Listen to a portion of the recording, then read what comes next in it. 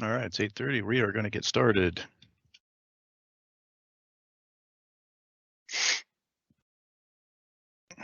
All right, first I'd like to welcome everybody to our September CAD Users Group live event. Thank you for joining us this morning. My name is Mark McLeod. I'm the CAD Services Manager here at OHDOT. We are recording this event and it will be made available later off of our wiki page. We also have live chat available, so please type any questions that you may have during our event, and we will field those questions as the meeting progresses. We will also be providing CPDs for today's event via email, so look for that in the future. Just a couple quick notes. If you join the meeting anonymously, we cannot verify that you attended the meeting. Also, if you're watching this as a group, each person should sign in separately so they can get their CPD credits if they would like those. All right, just a quick recap of our agenda for today. I'm just going to do a quick intro here, and then we're going to move on to JD. He's going to talk about ORD update 1010. And then we're going to move into the OHDOT workspace updates and changes, the V2 workspace that we're working on, and then into the ORD configuration changes, things like the side-by-side installations and the sync tool that we have. And then Matt's going to do a presentation on our planned production stuff that we're working on for the civil labeler, annotation overrides, things like that. And then JD is going to end it out with drainage annotation later. So for my piece, I'm just going to do some general updates and talk a little bit about our Bentley success plays that we have currently running. So right now, the CAD staff are working 2 days a week in the office. So we're back in the office typically Tuesdays and Wednesdays as of right now. We're also working on our OHDOT standards update, and that should be available on Thursday and Friday. And I say Thursday and Friday because Workspace is, we're working on a V2 workspace, so that's version 2. JD will go into more detail about that. Right now we have over 2,300 service requests now in our knowledge base, which is quite a bit. I think we had 1,700 last time, so yeah, almost 600 more. And then I wanted to mention the Bentley DBE discount that they're offering now. It's 25% discount on their products. This is something that we actually heard in a meeting, I don't know, a week or so ago. So I wanted to mention that there's a code there for that discount. Wanted to mention the ACEC Taskforce that we've been kind of part of. Group was formed from our office and some ACEC members, and it was really kind of just built to discuss some of the ORD challenges that some of the consultants were facing. We actually looked at doing a couple pilot projects with something called Next Gen Plans. This is something that Florida DOT is actively working on. And that's something that I believe a couple of our districts are possibly going to do for some projects.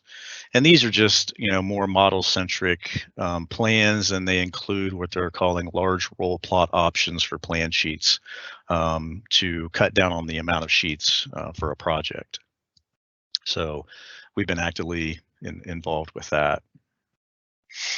Another thing that we're working on is our county maps and our title sheet map application. So one of the feedbacks that we've gotten about our title sheet map application is we've changed it and it's different from our older one for our Select Series workspace.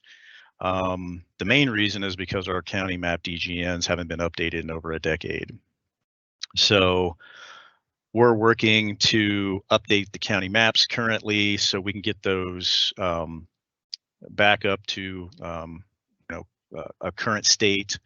And then we're also going to be releasing the old title sheet map application that will be updated and working in Open Roads Designer.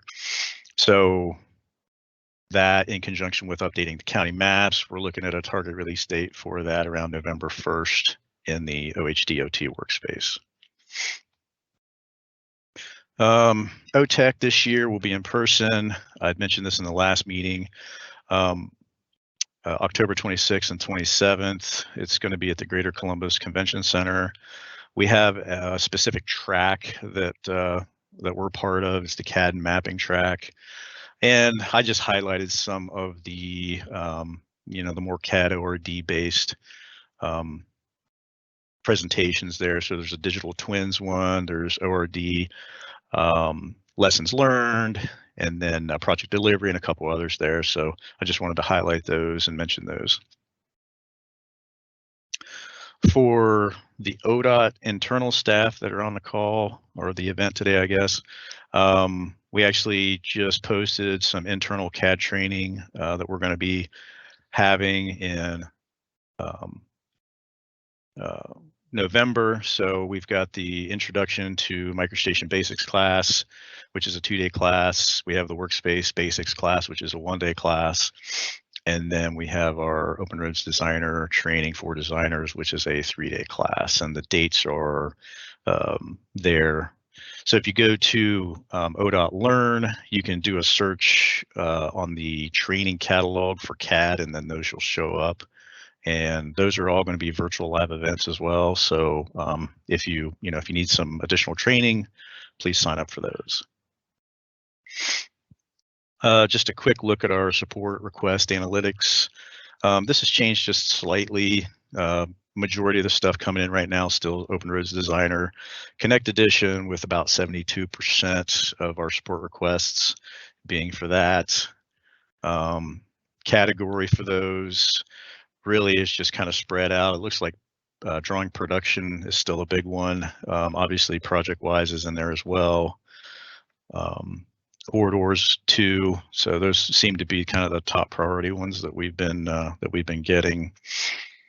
And then the amount of tickets that we've closed right now is 95%, which is really good.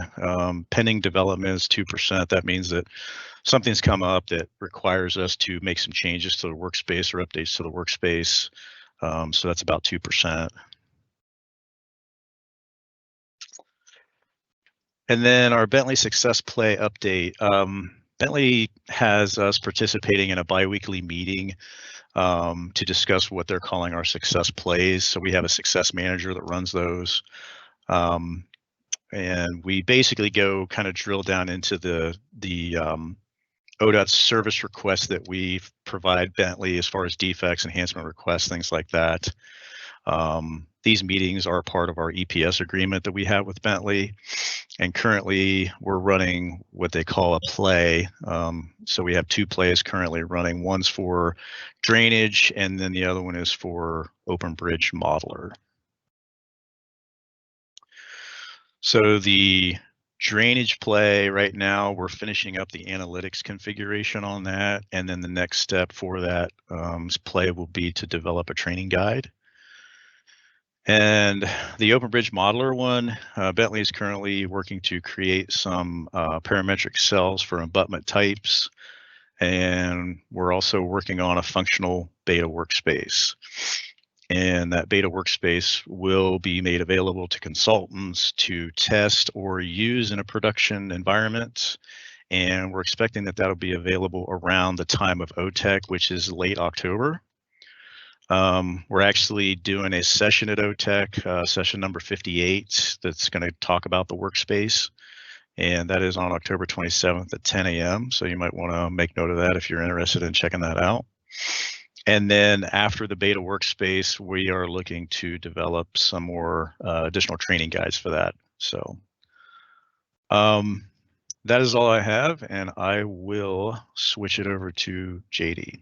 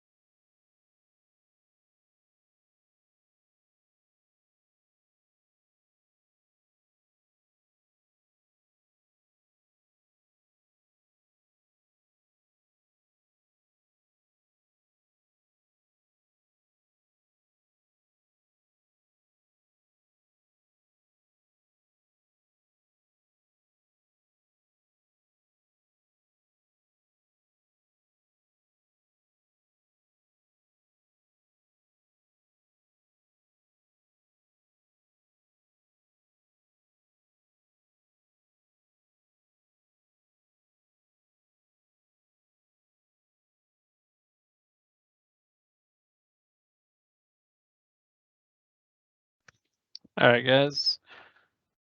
Took me a second to set up my share here.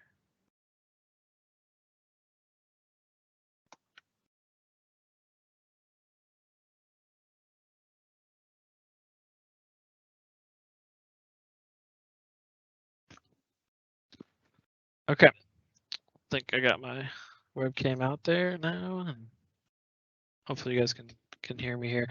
So first thing I want to do is just kind of go over an update of ORD with the 1010 release. So some of you guys might have seen a lot of what I'm about to show here.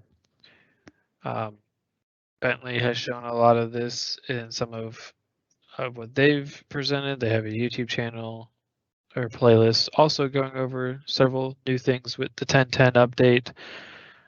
So if you've seen this already, I apologize, but I think there might be some people out here that might not know some of what 1010 is here to offer. So I want to run through some of that, and then we'll get into maybe some more exciting things here. So first, it was released a couple months ago now. If you guys didn't notice, there was another release shortly after. They pulled the original release and then re-released it, and it was really just to fix a bug that prevented the creation or modification of the cross-section annotation definitions. That was really the whole reason behind it. So if you're wondering why that happened, that was the reasoning. It is built off Migration Update 16. Bentley has been boasting that they really optimize printing in this release up to 4 to 5 times faster. So that seems like that might make a lot of people happy. So check that out. Another thing that they did in this release was the downgrade civil model tool is now integrated with ProjectWise, whereas before it wasn't, as well as it is taking out of Tech Preview. So one major thing we'll talk about again in a little bit here is with this release, it allows for side-by-side installs. So I really want to make sure everyone has a clear understanding of what this means, the benefits and potential problems that this might introduce, which again I'll go over in the next topic here. But I want to first clarify that it's only going to be for major releases. Okay, so the major release is when the second number in the version changes. So right now, Bentley has been close to a major, then a minor, then a major, but it doesn't have to be like that. They can do, majors back to back, or just depends. So you just look at that second number to tell you if it's going to be a major release. So starting with the 1010 release is when they added or allowed for side-by-side installs. So that means that you can install 1010 as well as any previous version. But the previous versions of ORD, they did not support the side-by-side. So you cannot install like 10.8 and 10.9 together. Yeah, because it didn't support that. So it starts with 1010. So if you notice, like side-by-side installs, they have 10.9 or 10.8, 10.10, 10.11 isn't out yet. This is just an example. And 10.12 that you could have all of those installed on the same machine. But then upgrade only, the second line is okay. If they come out with a minor release, then you would just update that 10.10 release. So hopefully that's clear. Bentley has some videos on this as well. But in order to make this happen, to make this side-by-side thing capable, they had to change a lot of the way that the folder names and the branding of everything works so that each install wouldn't kind of stomp on each other. So I took some screenshots here. You can see there's a couple name changes here. In some of the folders you'll see they added a version number to it. And I think on the next page, I have even more screenshots here.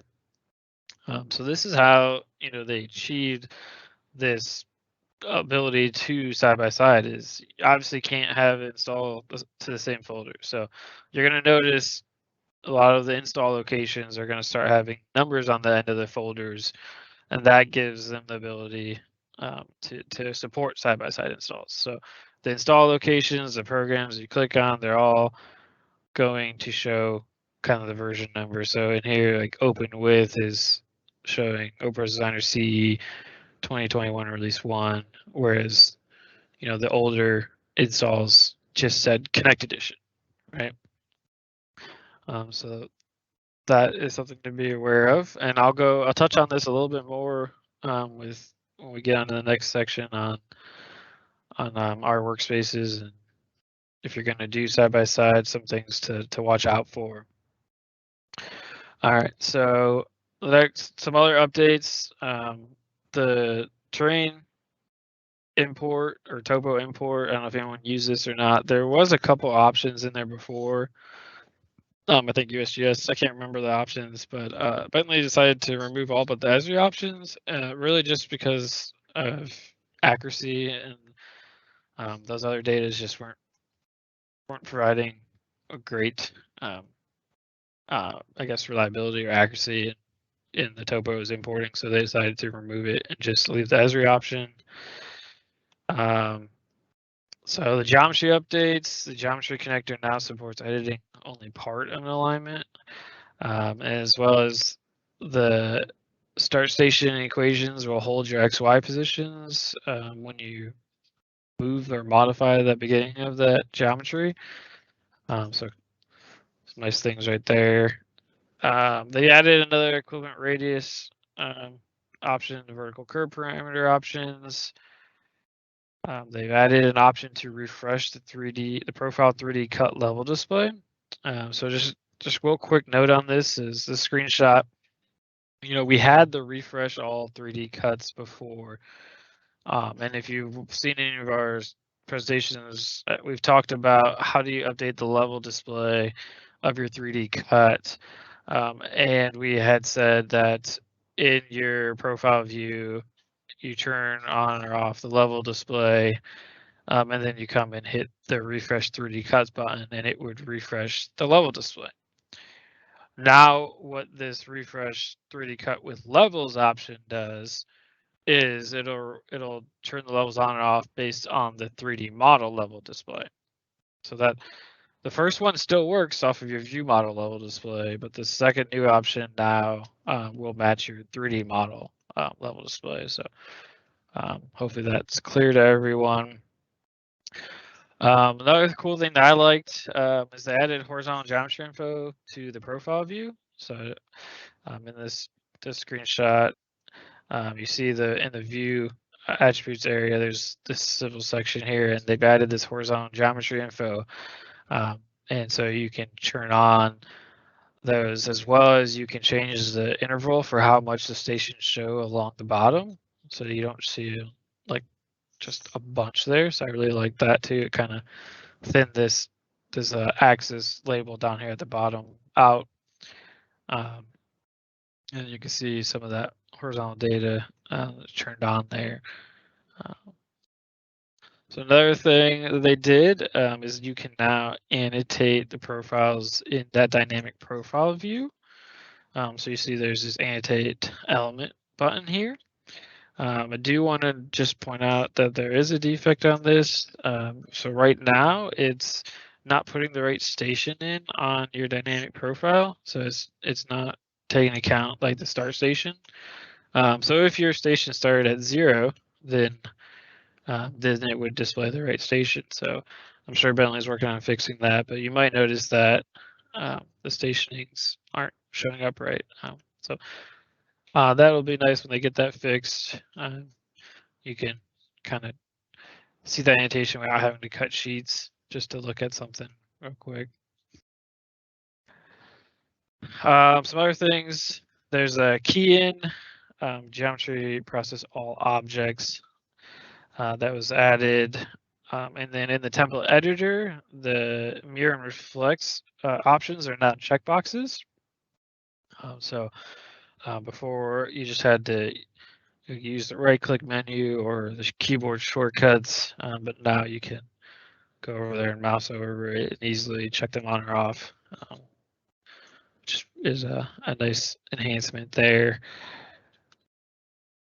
Another one is the quantity reports by name boundary now recognize microstation name boundaries. So that might help out with getting some quantity reports for different areas. Corridor schematics is something that is new, added as a tech preview. So I just wanted to mention it to say that they added it here, and we're going to take a look at it, and we'll probably see more of this in the future. But I see this as a path to IFC and defining what something kind of is. So here's some screenshots you can see, like you pulled up a model and you can see the number of intersections or things like that. So this is definitely new. We still need to dive in and see what all we can do with this, what we might be able to get over into IFC in the future. So just something to mention. You won't really see anything with this right away, I think.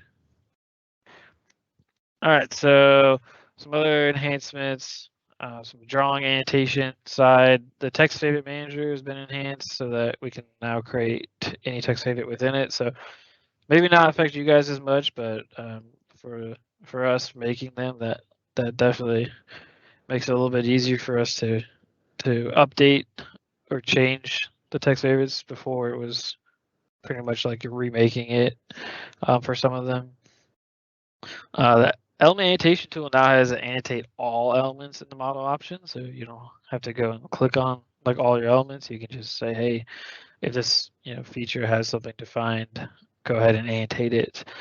The cross-section annotation of slopes are optimized for faster annotation, as well as it fixed some annotation problems. If you had like corridor clipping on, that wasn't annotating them correctly. Another big one Matt's going to go over here in a little bit is the annotation override option was added. So I'll let Matt show that. I think this is a pretty cool feature that they added here. Hopefully you guys are going to like. And then the really big one that Matt is also going to go over later that I think a lot of people have been wanting to see and use is Bentley has added a new annotation tool called Civil Labeler. So it's a brand new labeling tool. And it definitely supports a lot more things than what just a regular migration place label tool has. So I will hopefully pique your interest and you'll want to listen to what Matt has to show. I think he's got some good stuff. So stay tuned for that. Cross-section navigator was added to kind of help navigate through the cross-section. So it's a nice little addition. Some more drawing annotation updates. Annotation of draining utilities in cross sections automatically. So I see automatically. It's the model annotation. So this is something I know some people have been asking for in your cross sections to be able to, just when you're annotating that model to annotate those crossing drainage and utility features. So I will be showing this in the last topic of today, so there's a little plug for that. So another one that I think was worth mentioning here is when creating cross-section sheets, you can now separate out, so the naming of your sheet model can be different from your drawing model, but more importantly is you can create your sheet model later and not lose your work if you need to recut sheets, which Matt will also be showing this. So here's another, I guess, tease or, oh, wait, Matt is not showing that. I take it back. So I guess I could talk a little bit more about it. So Oh, okay. Okay, so just to, I guess, kind of summarize what this does is currently, before this release, there's always a problem with cutting cross sections and then coming back and saying, oh, I need to insert one more cross section in the middle or something. And there was really no way to do that without recutting your drawing models. So all the work you did on your drawing model, annotation wise, you would lose. So what this lets us do now is cut our drawing models, and then if we need to recut our sheets, we can reuse those drawing models. So that's definitely, I think, something that a lot of people have been asking for in 1010. Will allow for that. So I'm assuming this is going to be a big factor in getting people to move to 1010 or wanting to move to 1010. So there's a couple of screenshots I had. There's create cross sections from drawings option that was added. So, and then with that, synchronized view option has been added to the reference settings. This is going to help alleviate a lot of the problems that we have been having with level display, and Matt is going to show this. So there's a teaser, a plug for later on Matt's section. So he's going to be showing a lot of good stuff. So if you guys stick around. But this, I think you guys are going to like what we have to show, what this has to do. So some other things, item type updates. I was really happy to see these updates here. This has definitely opened the door to a lot more things that we can do. For starters, a single source of truth. So item types, when they are assigned to the feature definition, the problem was that if you looked at it in 3D or looked at it in profile view, you wouldn't see that item type. You'd only see it kind of in the plain view. So the single source of truth, what that means is you assign that to the feature definition, and it will show up everywhere in all the different views. So single source, it shows up everywhere, right? Now, caveat with this is this was only implemented on geometry features. So when I show the drainage stuff, you're going to see me talk about this. So I'm sure in the future, Bentley will be getting the single source of truth applied to the drainage and utility features as well.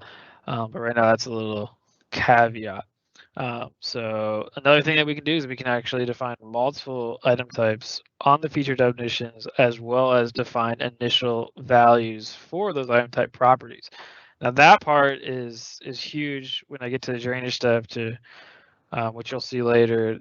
I was able to really automate a lot more of the process by being able to default the values. So another plug, I guess this is also, all these updates are leading up to the rest of what we're going to show today. So maybe we're building excitement. I don't know. Drainage and utility updates. This one, another huge one that we've been waiting on, is the nodes now contain information about the connected conduits. So the conduits that are connected to those manholes, catch basins, we now have some information on the node, which dramatically more automates our annotation, because we call out all the connected pipes on the nodes. So this one I'll show when we get to the drainage side. Definitely huge update that we've been waiting on. Extraction from graphic can now set the default feature definition of the node. So when you're extracting, before it was just putting in like this generic Bentley default node, you can now set what you want it to be. I believe in a previous user group meeting, someone had asked that question, can we default it?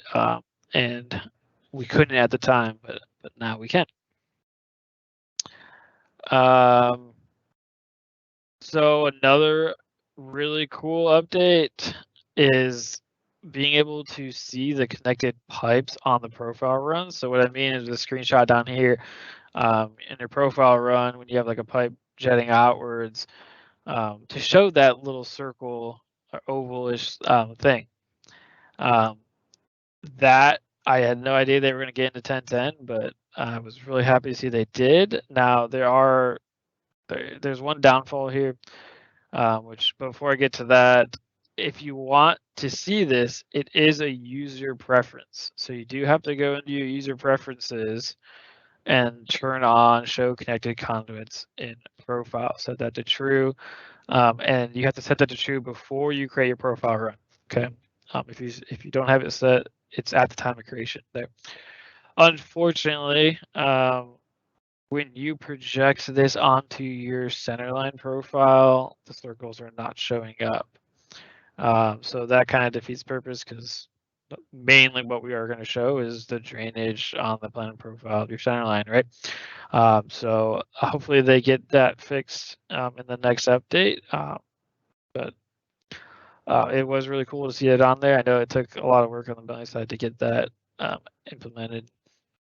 So if you're doing just profile runs, it'll show up, but if you're projecting on, it won't. So that is hopefully going to be fixed. So that was kind of a quick rundown of a lot of the major updates. There was a ton of stuff packed into this update. Some things that I just wanted to kind of recap here is I think I counted 15. We might have had a couple more defects that ODOT specifically submitted that were fixed in this release. The annotation that was moving back to original spot, we would like refire the annotation. I know people have ran into that. Bentley said with this update, they fixed the underlining issue that was triggering that re-annotation. So hopefully you guys aren't seeing that anymore. The existing ground line showing up as a solid line on cross sections was fixed in this release.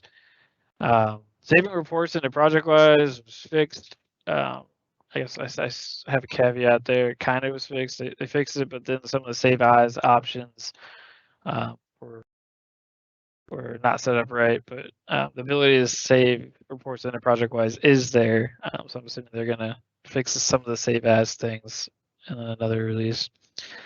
The cross-section references not being on if you added it after you cut your sheets. That was another problem. I think Matt's probably going to show this too. If you cut your cross sections and then realize you need to add a reference, if you went back and added it, it would not be turned on, and there's really no way to keep it turned on. So that was something that's been addressed in this release.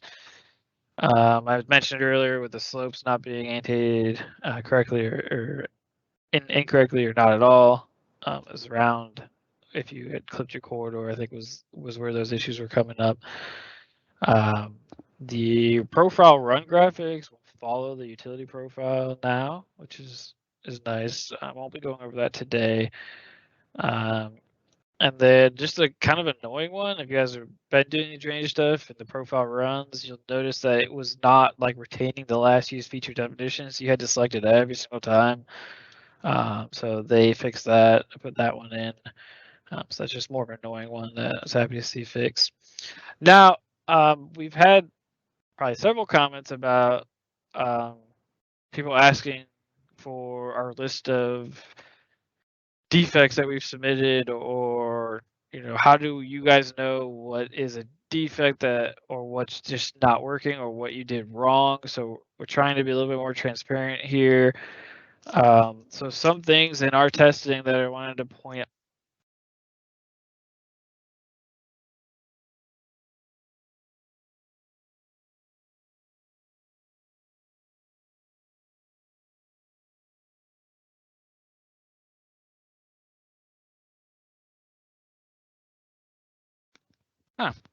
All right, well, my mic turned off, but I am not sure at what point it turned off.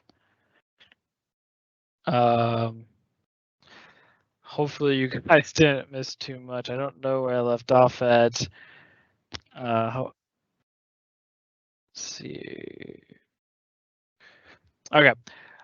So just recap a little bit what I said is that we want to be a little bit more transparent with some of the defects that we find, at least the bigger ones, because we've had several of you guys kind of reach out and say, well, how do we know if this is just something we're doing wrong versus if it's a bug? And so I just wanted to list some of the things that we found during our 2021 R1 testing. I think Matt will go over the first one here. Synchronized view reference is going to fix a lot of our level display problems, but it's specifically for profiles in a plan and profile sheet doesn't seem to be working. I already mentioned the profile view annotation station is not correct in that dynamic profile view. Drainage annotation, I say still doesn't work across references, but when I get to the drainage side, I'm going to show you what I did differently to get around this issue. But just want to note that it's still, they almost had it. I'll talk about it later. If the dimension style is any of the symbology toggles on, then the leader line is placed on the active level rather than the level you want it to go on. That is with Civil Labeler. Matt might mention that. The cross-section models seem to just load a lot slower in 1010 versus 10.9.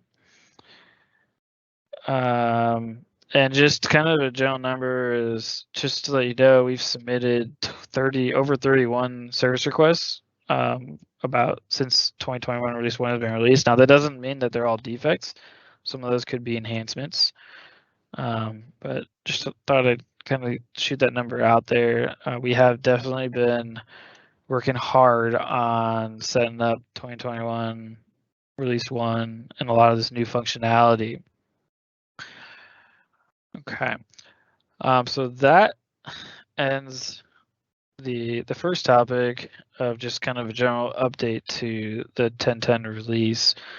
What I want to do next is to go over workspace changes, which I think what might have gotten a lot of you guys to join this is because what you might have seen on our agenda about an R2 workspace. So we're making some changes for the better.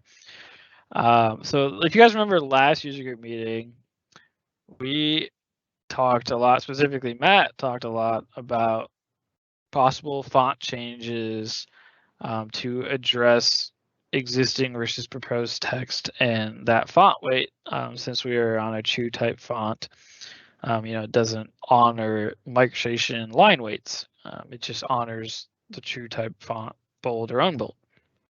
Okay. So currently in our current standards, we are using Arial font. What we're going to switch to is Calibre and Calibre Light for proposed and existing. Okay, so we kind of showed that the last user group meeting. So if you want to see more of examples and things, I'd say go check out that recording because I think we spent a good amount of time on it. We had, a Microsoft forum out there for people to kind of give us their thoughts on different things. So how are we going to implement this is the real question, right? So at first, I will say that I hated the idea of breaking our workspace or making a new one.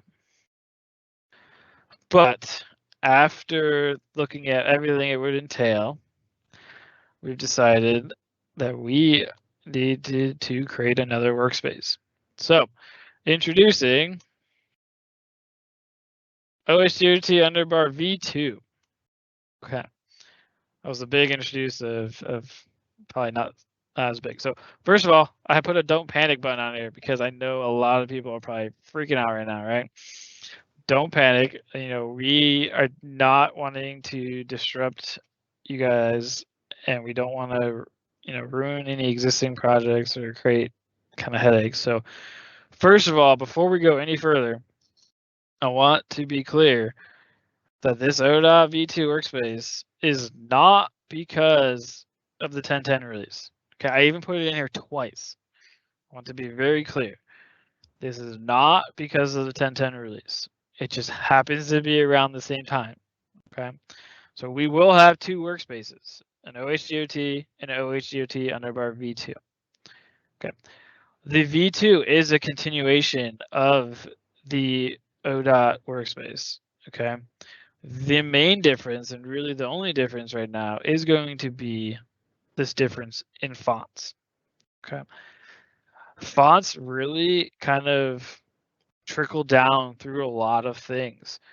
So we started down the road to seeing if we could update our current workspace to switch these fonts over. But after seeing kind of how it trickles down through everything, we didn't want you to be in the middle of a project and then half your sheets are using one font and the other half is using a different font. So we thought it really would be the best to separate this out. Okay, so I'm not checking the questions, but I'm sure we're probably going to have like a whole bunch of questions coming in here. Okay, so first off, finish existing projects in the OHDOT workspace. Okay, so I started putting a V1 because I'm going to start calling V1 and V2 just so I don't take like an hour to say the name. We do not recommend switching projects midway through. For the pure fact that you probably already have a bunch of files that are in one font. Switching it halfway through is going to mix match that. Okay, but I don't want you guys to worry. V1 workspace will still be maintained, so you will still get all these great enhancements from 10.10. So what I mean by that is for the next 6 months, we will be updating both of these workspaces with the same updates, except for if it's a font thing. Okay.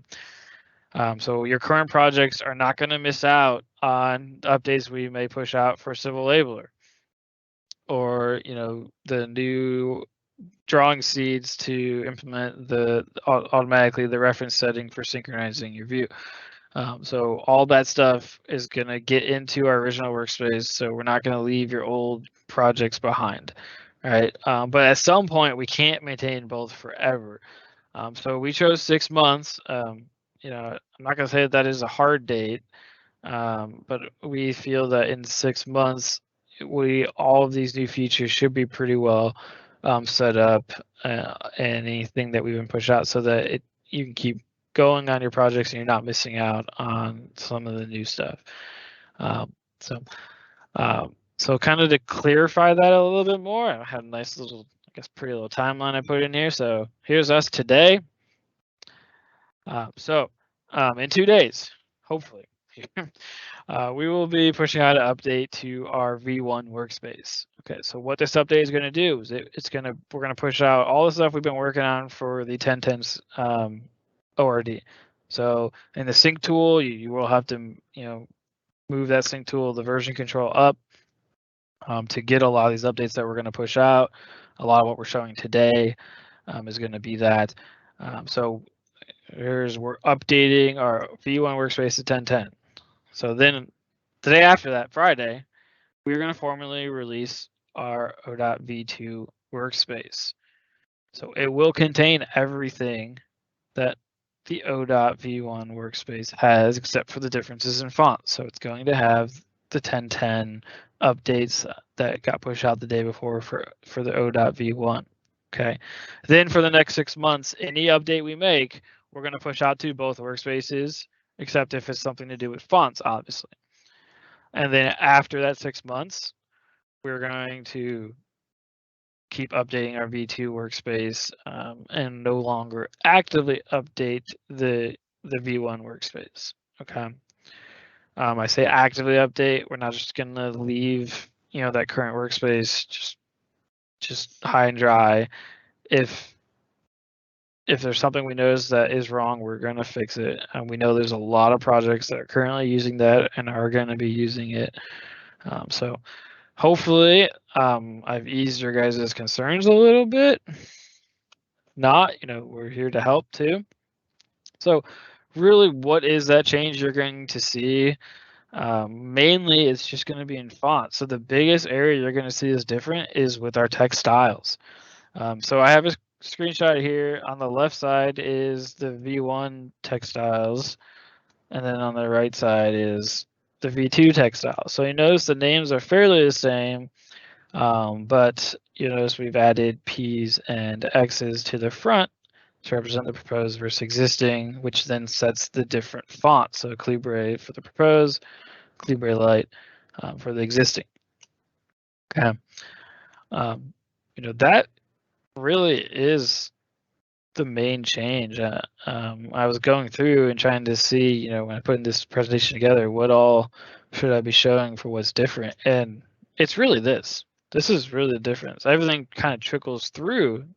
This trickles down to a lot of different things, but this really is the main change here.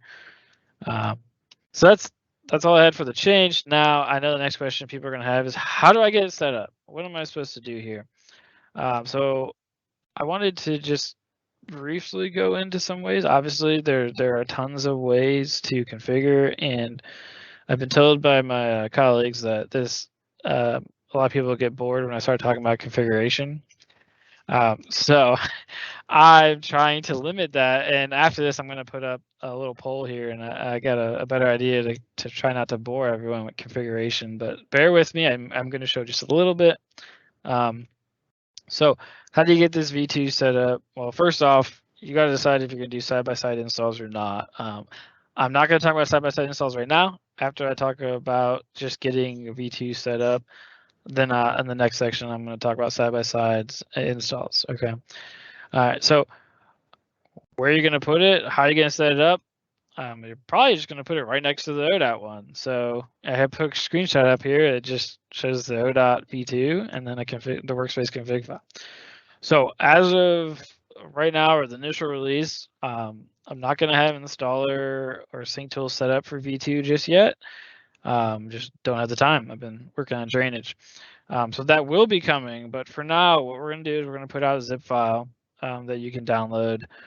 The workspace, the V2 workspace, and then updates will just be, you know, a new zip file until I'm done with the sync tool to kind of bring it all together and make it a little bit easier.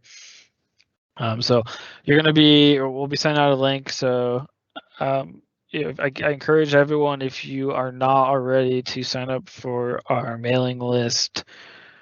I can put that in.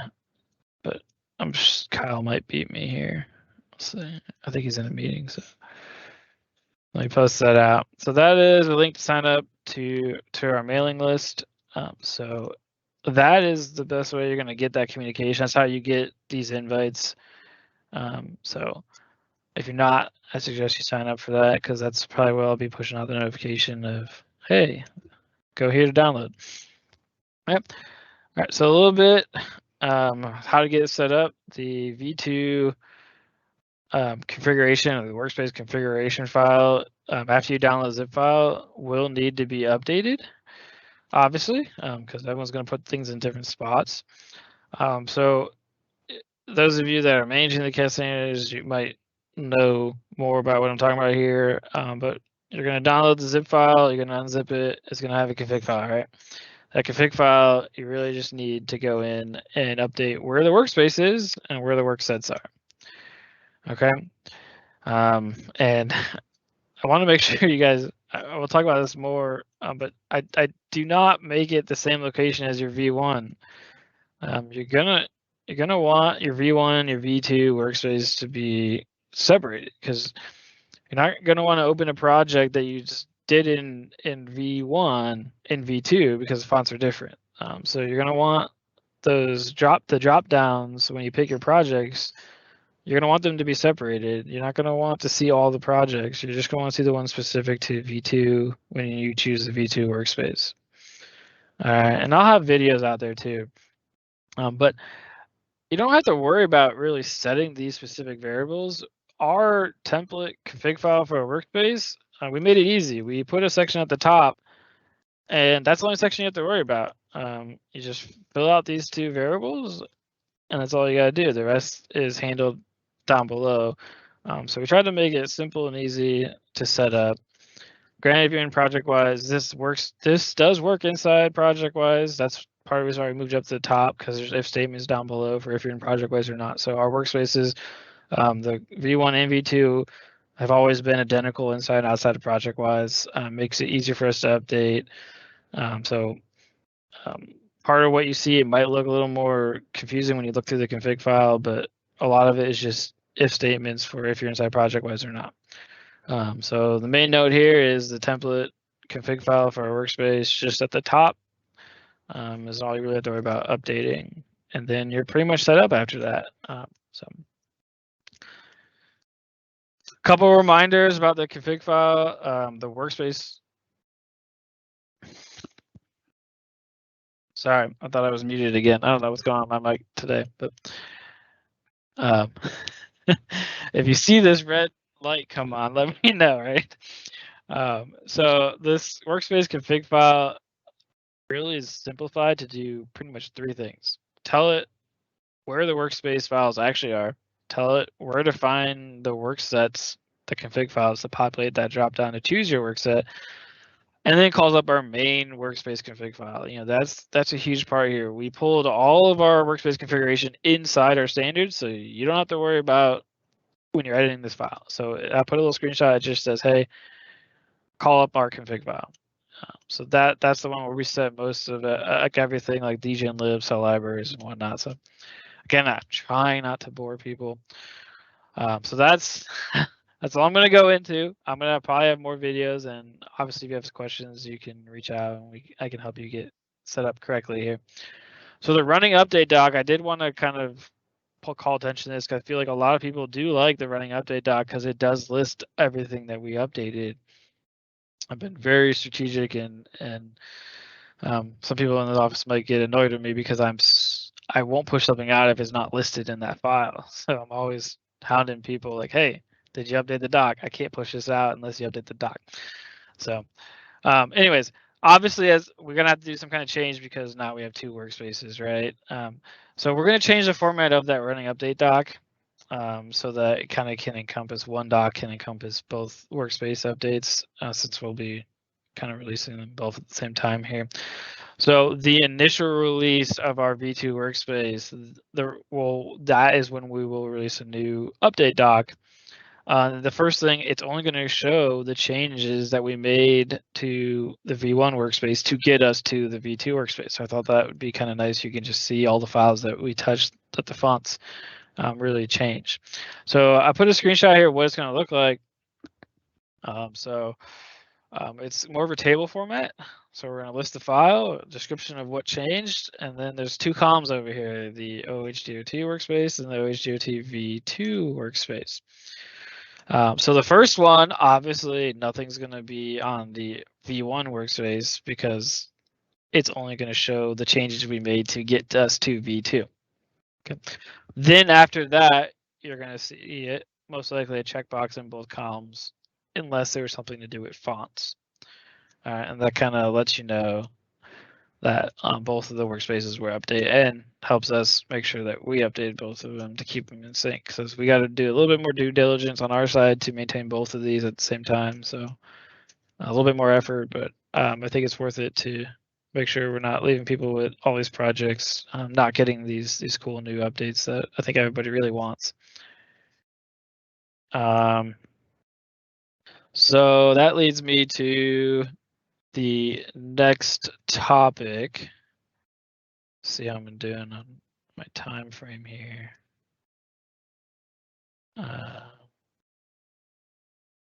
So definitely, I'm pretty far ahead of schedule, I think, which I figured I would be. I think I'm going to go longer on the drainage side. I figured these were going to go a little shorter. So configuration changes. Now that we support the side-by-side installs, which actually, you know what? Let me check the comments here because that was a lot to take in here. Let's make sure we're not getting too far ahead. How the comment? Are you guys checking the comments? Are we?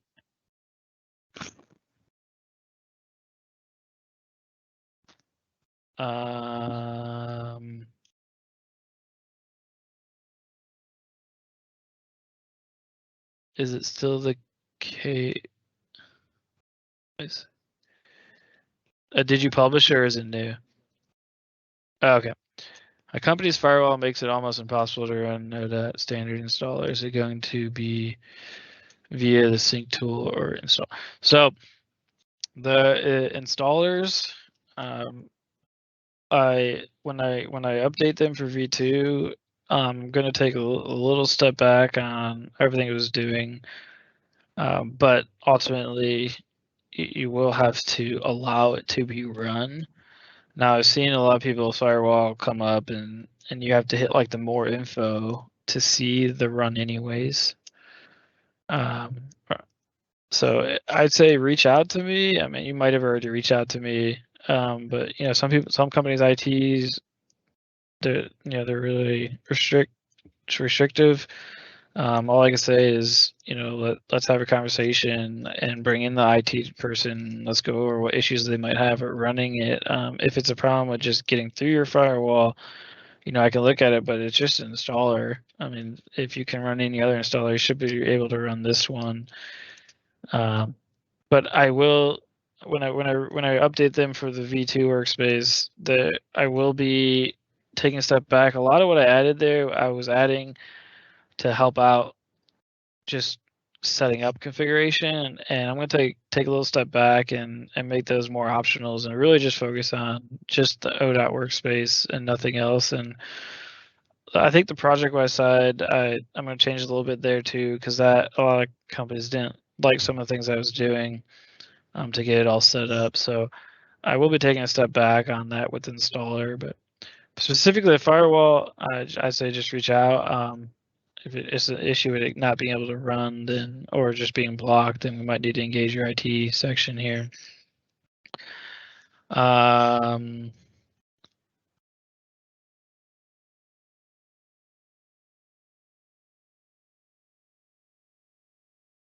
What is that talking about? I don't know what that one's talking about. So the V1 workspace is fully compatible with both ORD 2020 release 3 and 2021 release X, whereas the V2 workspace is only compatible. So that's a good question.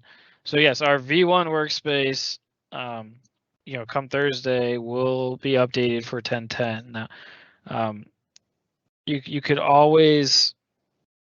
The question was, does it work with both 2021 release 3 and 2021 release, whatever. And if you're on the newer one, you can't really go backwards. So when I say fully compatible, if you're using the sync tool, if you say that you want to only sync to 2020 release 3, then obviously it won't have the new features of 2020 release 1. But if you updated 2020 release 1, it would still work. You can always go forward, you can't go backwards. Now, the V2 workspace, our initial release is set up for the 2021 release 1 ORD version. So that one you're not going to be able to use with the older versions because the initial release started with that one. Hopefully that answered your question. It was a good one. So yeah, you're not this V2 workspace, you're going to have to use 10.10 with, because that's the initial release. The V1, you can use older versions with it as long as you're using the sync tool and making sure that version control is set. So you don't get those 10.10 updates if you're not running 10.10 yet. So those are some good questions. I'm glad I paused there and took a look at that.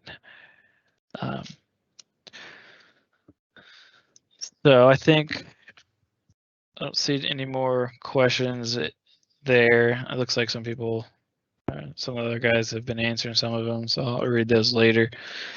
But by all means, you can always reach out to us with our support request form.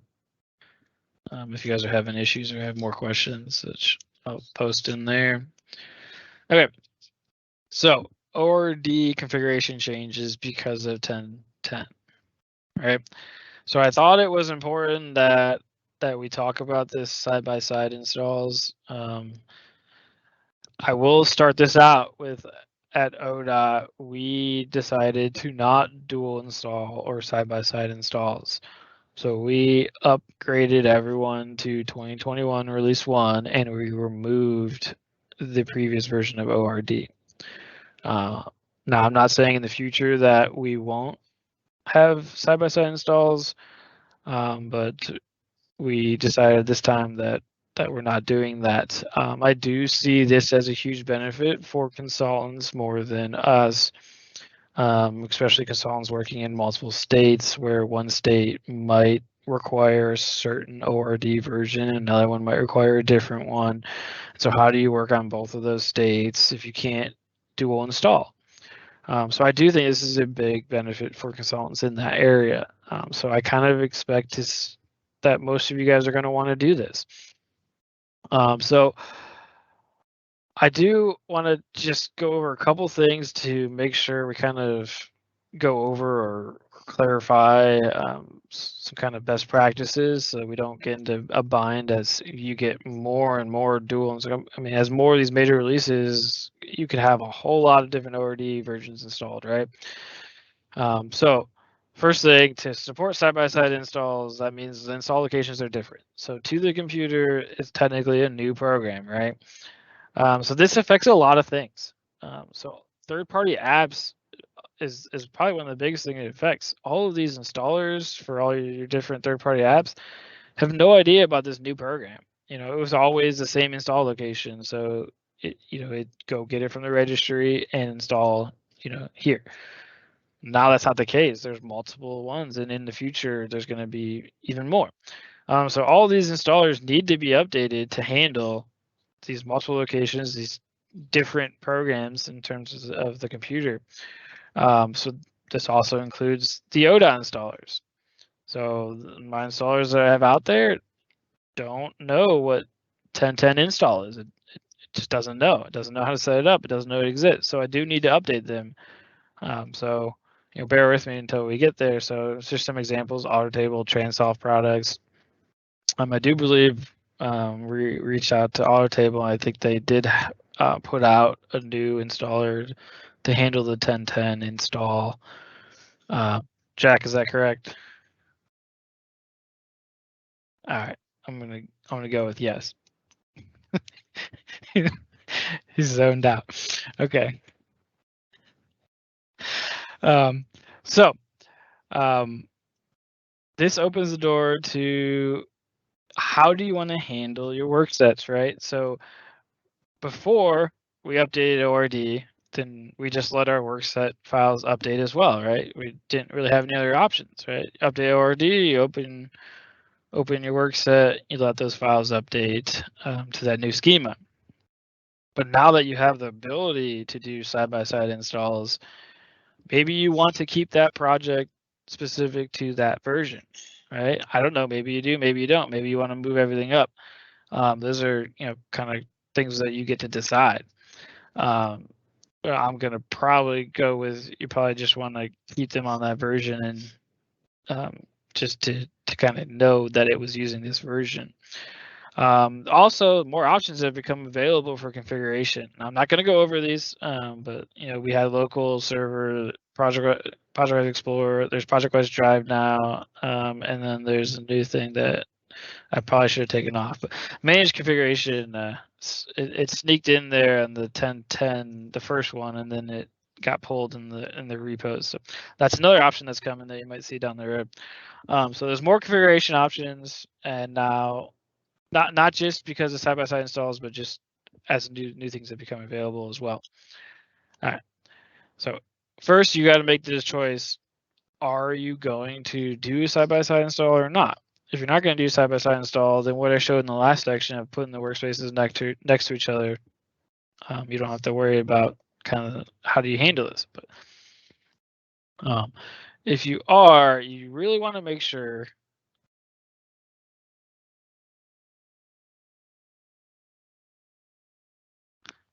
there it was. My mic turned off. I caught it right then. So I don't know. Gotta look at this mic. So where was that? So first thing you really want to make sure, if you're going to do side-by-side installs, is you're going to have duplicate a workspace for each install. You do not try to point two different installs to the same workspace. That is going to be a recipe for disaster, I promise. Especially if you update a workspace to 1010 and then your 10.9 is pointed to that workspace, half the stuff you're not going to be able to use or see because it can't understand that new schema. So what I mean by that is to take, for instance, the OHDOT workspace. if you have 10.9 and 10.10 installed, you're going to need an OHDOT workspace for 10.9, and you're going to need an OHDOT workspace for 10.10. You're going to have to break those apart. There's really no way around it here. Now, I will say Bentley released this 10.10, but I when I was looking, I didn't really see too much on best practices or suggestions. Maybe they're working on it. Maybe I missed it. There might be some updated configuration videos. So I wanted to just kind of give some recommendations out here as you guys get started here. So how do we kind of separate this configuration? Really, if you've heard me talk before about configuration, the one thing I try to hammer home to everyone, if you take anything away from anything I've talked about configuration, is the custom configuration folder. That is the root folder that branches off to all custom configuration. Okay. So if you're going to do side-by-side installs, I'm thinking it's probably the easiest way to handle is if you just create new custom configuration locations. Okay. So what I have over here on the side here is just a quick folder structure to kind of give a picture to what I'm showing here is, you probably hopefully already have a custom config folder, right? So that's your main branch to all custom configurations, not just OHDOT. Don't call this OHDOT. I said that a million times. This is for all custom configuration. So inside there, you have your organization, your workspaces, right? So all your workspaces would go inside there. So you might have, I don't know, PennDOT, ODOT, Florida, all the different workspaces would go in there, right? And then say inside ODOT, you have our standards, our work sets, right? So now if we go and dual install this, your 10.9 that you already had installed, should already be configured, right? It's already configured to this custom config. You add 10.10 in there. Where should you point 10.10 to? Well, don't point it to custom config, right? I'd say you make a new folder and call it custom config 10.10. Now you know anything you're going to set up for the 10.10 release will be inside here. So if you launch 10.10, you should only see the workspaces inside this workspace folder. If you launch 10.9, or maybe you have 10.8 installed, again, 10.8, 10.9, everything before 10.10 didn't support side-by-side installs. So there's really no reason to put like custom config 10.9. That wouldn't really make sense because it's just custom config. There wasn't the branding, the folders, they don't have like the version numbers like 10.10 does moving forward. Okay, so you open 10.9, you'd only see the workspaces listed inside this folder. Open 10.10, you only see the workspaces listed inside this folder in the dropdown, right? Hopefully that makes sense. That's kind of what I guess I'm recommending. And then to further that, your work sets would also be contained inside this specific like version here or custom config folder here. All right. So the work sets, well, I'm thinking you probably want to make specific to the ORD version since they're already pointed to that specific workspace, right? So you really only need the config files here. So I know a lot of people are going to be like, oh, but I have a specific location all my projects go to, and that's fine. You can still put all of like your main project folder structures in the same directory. It's just that workset config file that would need to be separated so that the dropdown gets populated correctly. So you only see those work sets that go with, the version of ORD that it should be using. Okay. And then to further that, you could very easily, if you wanted to move a workspace up to the newer ORD version, it could be as simple as just moving that config file down. So what I have pointed out here is I have the OHDOT workspace up in custom config, but then in the custom config 10.10, I have the OHDOT workspace and the OHDOT v2 workspace, right? So you would not want to take a work set from OHDOT and move it into OHDOT v2, right? That'd be a really bad idea because of the font differences, right? Kind of hammered that home, hopefully. But when you update, maybe you want to take a current work set that's in maybe 10.9 and you want to get some of the functionality from 10.10, you could move that workset config file over to the 10.10 one. All right, so I know I said I wouldn't go too far into configuration. I didn't pull up a config file, right? So I know that might not be pertaining to a lot of you guys on the call, but maybe the CAD administrators, maybe that helped clarify maybe some workflows or maybe how you might want to think about setting up a dual install. I know a lot of people have said they won't update our workspace because they have a big project and they don't want to mess it up. Well, this would open the door to let you update and keep that project at the older version and start new ones at the newer one. That's just one example. You know, maybe you're just doing this because of a different state and what they require. I don't know. There's a lot of options here, but again, if you have questions, I'd be happy to help. So the next thing is the sync tool. I've mentioned a couple of times now. So I do not have that updated to work with the V1 workspace for 10.10. So like it'll keep working for like this one, but you know, I'm going to show a video here in a second to show you kind of what you could do with the sync tool. But mainly what I want to say is do not try to use it with V2. Okay, it's not. The sync tool is not intended to work with V2. So just keep using it for the V1 workspace, and the V2 updates will be released via zip file until I update the sync tool. Okay, so please do not try it. You're just going to mix things up. It's not intended to be used that. As well as I'm going to update the sync tool to handle side-by-side installs, as I see this is going to be ever growing here. But without talking about V2, the V1 workspace, that sync tool you can use for multiple locations with a little parameter that you can pass. So I have a quick video here I wanted to just kind of show if you're doing side-by-side installs, what you might do to set up that V1 workspace at that second location here. All right, so I'm going to play this and kind of just talk you through it here. So kind of what I showed earlier, I have that custom config folder, right? So I'm installing 10.10 and I'm dual installing. So I need to have another ODOT V1 workspace for 10.10, right? I can't use the same one I'm using for 10.9. Okay, so I'm going to create a new folder, call it, custom config 10 underbar 10.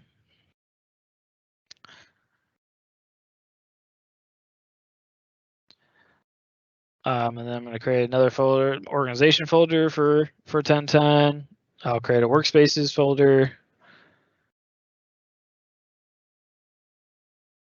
I'm going to go inside my workspaces folder and I'll just create my OHDOT folder, right? I'm going to use the sync tool to get that set up. So I could just go to my V1 workspace and just copy that config file and bring it over and paste it over here and then update it. So I did do this intentionally. I wanted to show if you guys are one of the original people who set up, the config file does look different. So I just wanted to show this for if you still have one of those really old config files. This is before I had that section at the top, so you don't have to worry about what's down below. This is before I added the project-wise stuff in there. But literally all I'm doing is updating that custom config folder. So that is, an old config file. You can also, let me create this folder first. I'm going to create my workset CFGs folder. So that's where I'm going to put my workset config files. But we do have the template workspace config file. So if I go into just the standards config folder, there's a template. I can just grab that template. So if you guys have that older one and you want the newer one, you can just go copy this one out, and then you only have to update those top two variables. That's all you have to worry about. And so I figured I'd show both in case you get into it and you see that it looks different. It's just as I push out updates over time, but essentially they're both doing the same thing. One's just where you just have to update those top variables and not worry about anything else. So now, how do I set this sync tool up so I can work with both of these copies of the ODOT workspace? So all I did was I went over to the install location and I just sent desktop shortcut. So just a shortcut to launch the sync tool. That's all I did. I just created the shortcut. And so what I'm going to do is I'm going to move this over to folders so it's not so much clutter. So it looks like I left one in there. So I'm just going to delete that one out. So these shortcuts right now are the same thing, right? If I open this, it's going to go and it's going to want to update that original V1 in the connect config folder, right? But I want to be able to, so here's, if I open it up, there's C connect custom config. So if I hit the sync tool, it's updating that original workspace copy, right? All right, but I can update this so that it can be pointed over to that one I just made for the 1010. So if I just open up the properties here and I go to the end of this target, I'm going to add just a little variable here, and it's called kind of hide myself here. So just put one space, and I'm going to put in just / sync files dir for directory equals, and then I'm just going to put in the location that it should look at for the sync files for my 1010 OHDOT V1 workspace, right? So I'm putting in that custom config 10 underbar 10 folder workspaces. I just created these folders, OHDOT, and a sync data folder, right? Now, if you have spaces in your path, you want to enclose these by quotes. If you don't have a space, then you don't have to worry about it. All right. So all I did was just add that variable pointing me to a sync data file, which any of you guys heard me talk about the sync tool. It's all running off of these metadata files. So I do normally suggest to store the metadata with the workspace. That way you don't ever lose the metadata. So I'm going to create that folder that I just said to go look at. So sync data. Okay. So now if I use this shortcut and I open it up, it's going to say, hey, wait, I can't find the metadata. Let's set it up. So it's going to set up the metadata for you. So tell it where your workspace, OHDOT workspace is. So in the 1010 folder, OHDOT, there's the OHDOT folder. That's where my workspace is. Where's my work sets at? So just that work set config file. What version? Don't use most current. I'm going to get rid of that. Just cause more problems than it helped. All right, so I'm going to hit set there, and I get the sync tool. And this one, if I hit the initial download, it's going to download the standards for that workspace that I just set up. All right, and I actually did not speed this up. Just wanted to show, like, if you guys are installing it, I've seen people, this takes like over a half hour to run. It really just comes down to internet speed, but that's how fast it installs for me. But if I take a look there, the workspace workset directory, you can see it's pointed to the custom config 1010. All right, so if you guys are wondering how you might set up so that you can still use the sync tool, and then you can update your 10.9 version of OHDOT workspace and your 1010 workspace, there's an example of how to do it. So that might help with just ensuring you get updates. Now, the 10.9 one, you'd make sure you keep the version control on 10.9. Then after Thursday, the 10.10 one, you would update that version control to the 10.10 version to get all those new updates. All right. So hopefully that did not bore you guys too much. I do think what I wanted to do now was put out a little form here. I'm going to put this into the announcements so you guys can all participate. And let me just pull up the form here on my end, which I thought I did already, but I guess I forgot.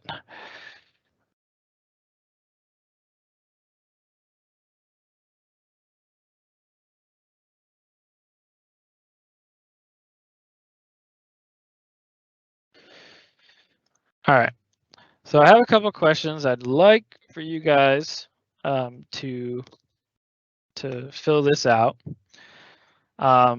please, I really would like you guys to fill this out. So if you guys are paying attention, go to the Q&A and click on the link that I just posted in there, and fill out this form.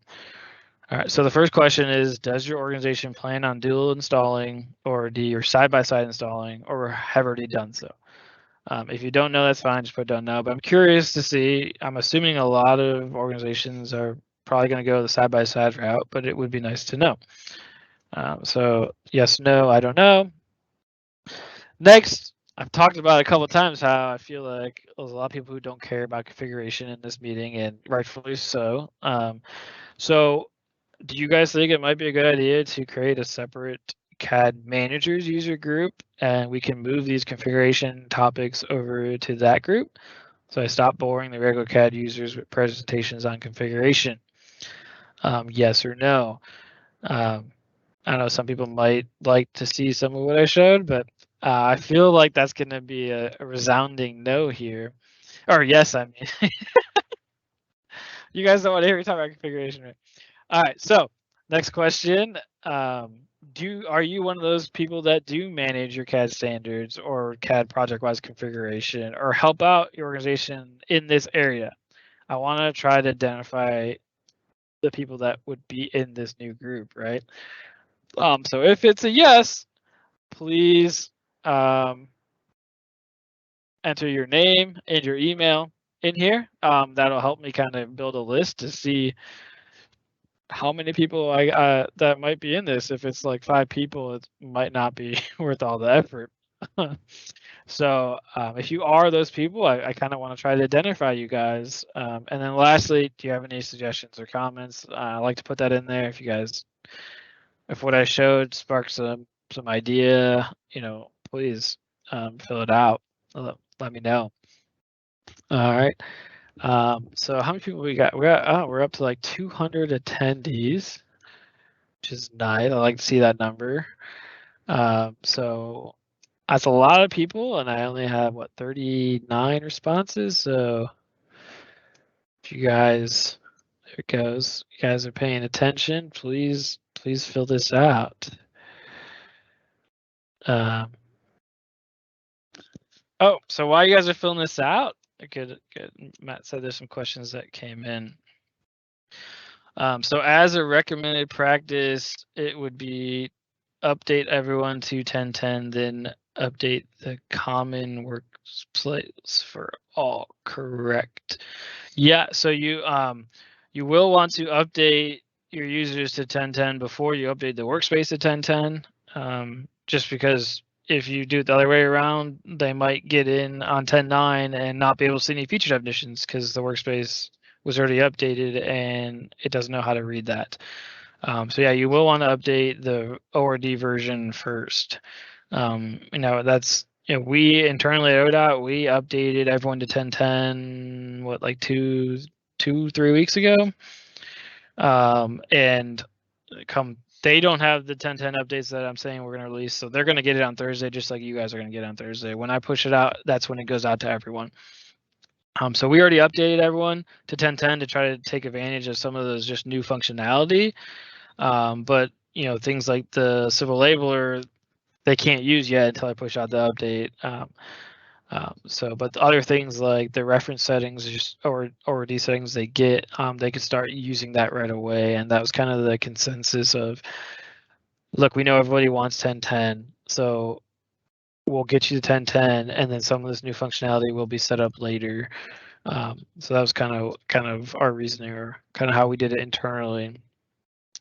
Another question, what about keeping custom config as the most recent version and creating different configs for older versions? The opposite of what JD showed.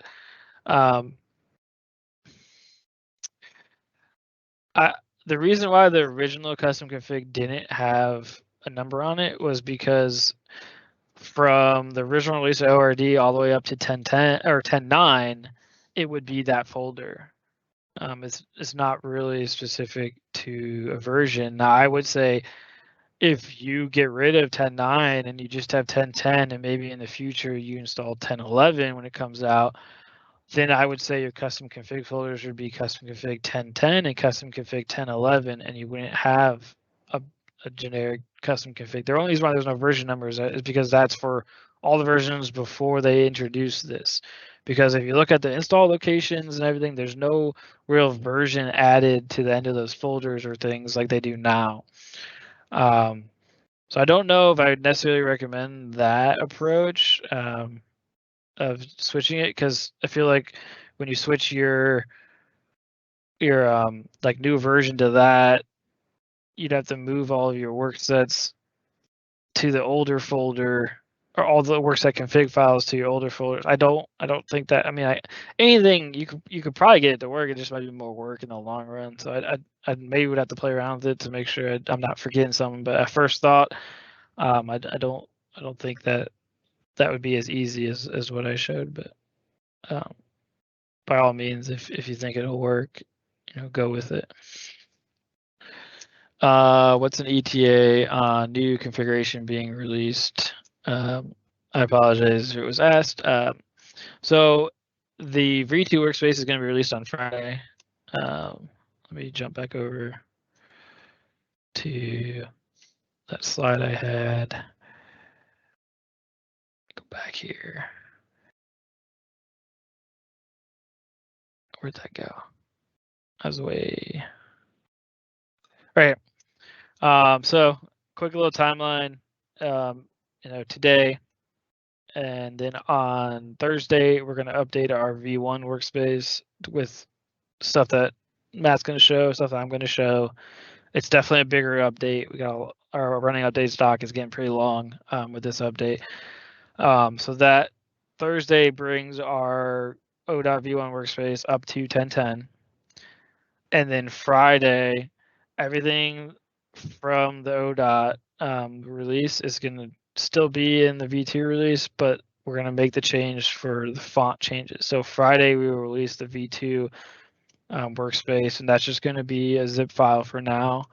And it'll be out.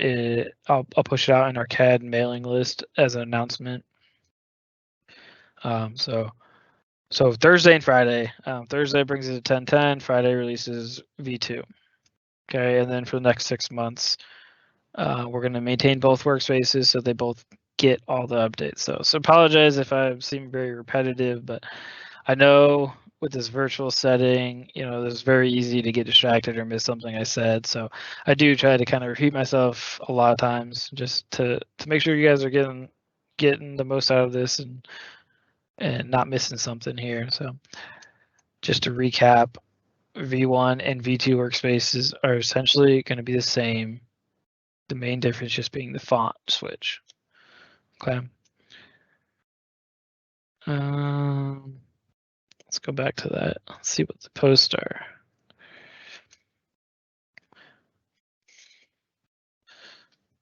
So a little bit bigger no here than I thought. Well, that's good to see. There's a good number of you guys that are here. Mainly, that might just be skewed a little bit because of the topics. 2 topics on configuration that might have brought more of you guys in, but it's definitely a huge percentage of you guys that don't want to hear me talk about configuration anymore, right? So, all right, cool. We got up to at least 100. I like to see that. That's like half of you guys, so it's pretty good, I'd say. So if you haven't filled it out, please feel free to do so. Let's see here. Another question came in. Random question at this point, but want to ask while I'm thinking about it. Are there sample plans yet that were created with ORD? Looking for roadway sample plans and right-of-way sample plans. Again, we are looking for new sample plans created with ORD. All right, so I think we've talked about this a couple times. Don't want to take too much time to get too far off topic, but our sample plans right now have not been updated for the ORD look. What we have been asking is similar to how we put together the sample plans before. put the sample plans before I was here. So I guess when I say we, it was before me. But from my understanding is that we took existing projects to make that sample plan. So we're looking to do the same thing. So if you guys have plans done in ORD, we're asking that you send them to us so that we can help compile. So as of right now, we do not have a specific sample plan set for ORD, but I will say the general look, like the format, what goes on that hasn't changed. The main changes are like this font will be one, the border changed, a couple small things like with the way the centerline looks and the annotation comes out. But overall, the content itself isn't changing. So sample plans are still useful in that regard. I feel like me saying that is going to just prompt the next question. So before anyone says it, well, what about reviewers? I hear you. If your reviewers out there, all I would say is ORD does change the look. So, try to keep that in mind when you're reviewing is the content there? Is it buildable? Do you have what you need? If it looks a little different, I'm hopeful that maybe these reviewers can understand ORD will bring in different looks of plans and will look slightly different. And I think that's just a problem that's existed for a long time, even before ORD with different districts and different preferences. But that is as far as I'm going to go into this topic because that is opening a can of worms. All right. So another question came in. Will JD be doing a YouTube video on the config setup also? He went over it really fast and more detail for us CAD managers. Yes, I do plan on having videos. Again, I kind of mentioned a couple times that I didn't want to go too far in detail here to bore a lot of people, like my colleagues here. But yeah, I do plan. I know the YouTube playlist out there now. I really want to redo that to streamline it a little better and go over additional things like after you have it set up, some things you might want to set up with it. So yeah, I do plan on having that. I don't know if I'm gonna have it out by Friday, but I will have this recording out here by Friday, and you guys can always reach out and I can help with setting it up if you have questions or not. But I do plan on having videos out there. Just have not really gotten around to it. But yeah, that will be coming. All right, so where are we at here? All right, so I think I'm gonna hand it over to Matt now, because I know a lot of you guys are probably really interested in what he has to show. He's going to show some really cool stuff on some of the new features we've been setting up. I know he's been spending a lot of time on it. So let me hand it over to Matt now.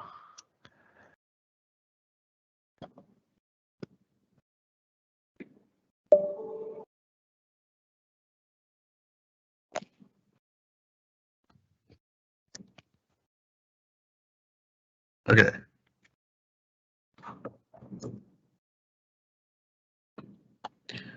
So before I jump in here, there was a question about the centerline line style. That was actually, we had changed that custom line style a couple updates ago. So it should be in the OHDOT workspace already.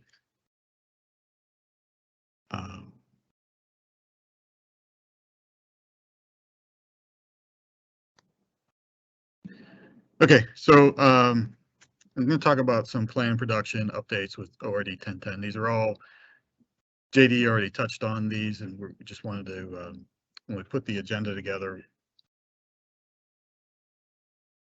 Not showing my face?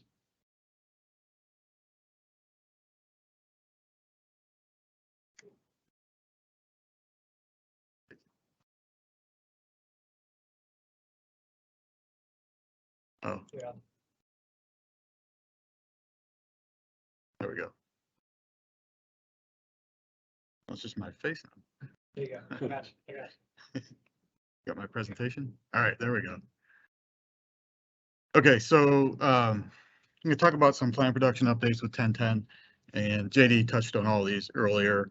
We put together the agenda, and we thought it just important to show some of what we thought were some of the bigger ones. So I was going to touch on 3 things that were listed on the agenda: the annotation override, some sheet display, this new reference attachment setting, and then civil labeler. And yesterday I really debated to myself whether I wanted to show any of the cross-section enhancement that JD thought I was going to show. And so we're going to change a little bit on the fly. I pulled up the video that Bentley had used, and then I'll share that at the very end. It probably explains it as well, if not better than probably what I would have done. Just use a different workspace. All right, so first is the annotation override. Both the element annotation and drawing model annotation now have a override toggle in the tool settings dialog. And so as you probably already know, feature definitions have a default annotation group assigned to them, so that when you do annotate a feature, that annotation group is then used. So the overrides then will allow us to use a different annotation group than what's already defined.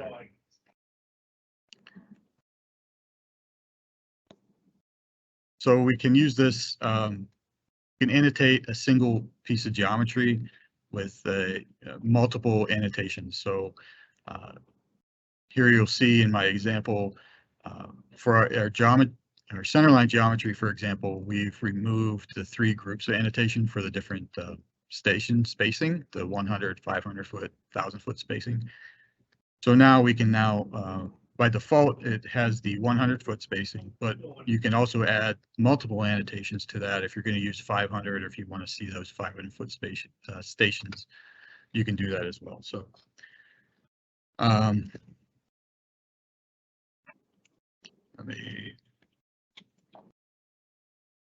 right, so here I have a proposed alignment, and I'm going to go and I'm going to annotate this alignment just as I normally would. And you'll see as soon as that process is there, see, everything looks like we're used to seeing. And if I look at my level display list there, I only see the 100 foot station, so we remove that. So now if I go to my element annotation, I toggle on the annotation override. Here we're going to go in and I'm going to select my proposed alignment 500 foot stations, and we added some features here. For example, we can force everything to the right. So I'm going to do that here.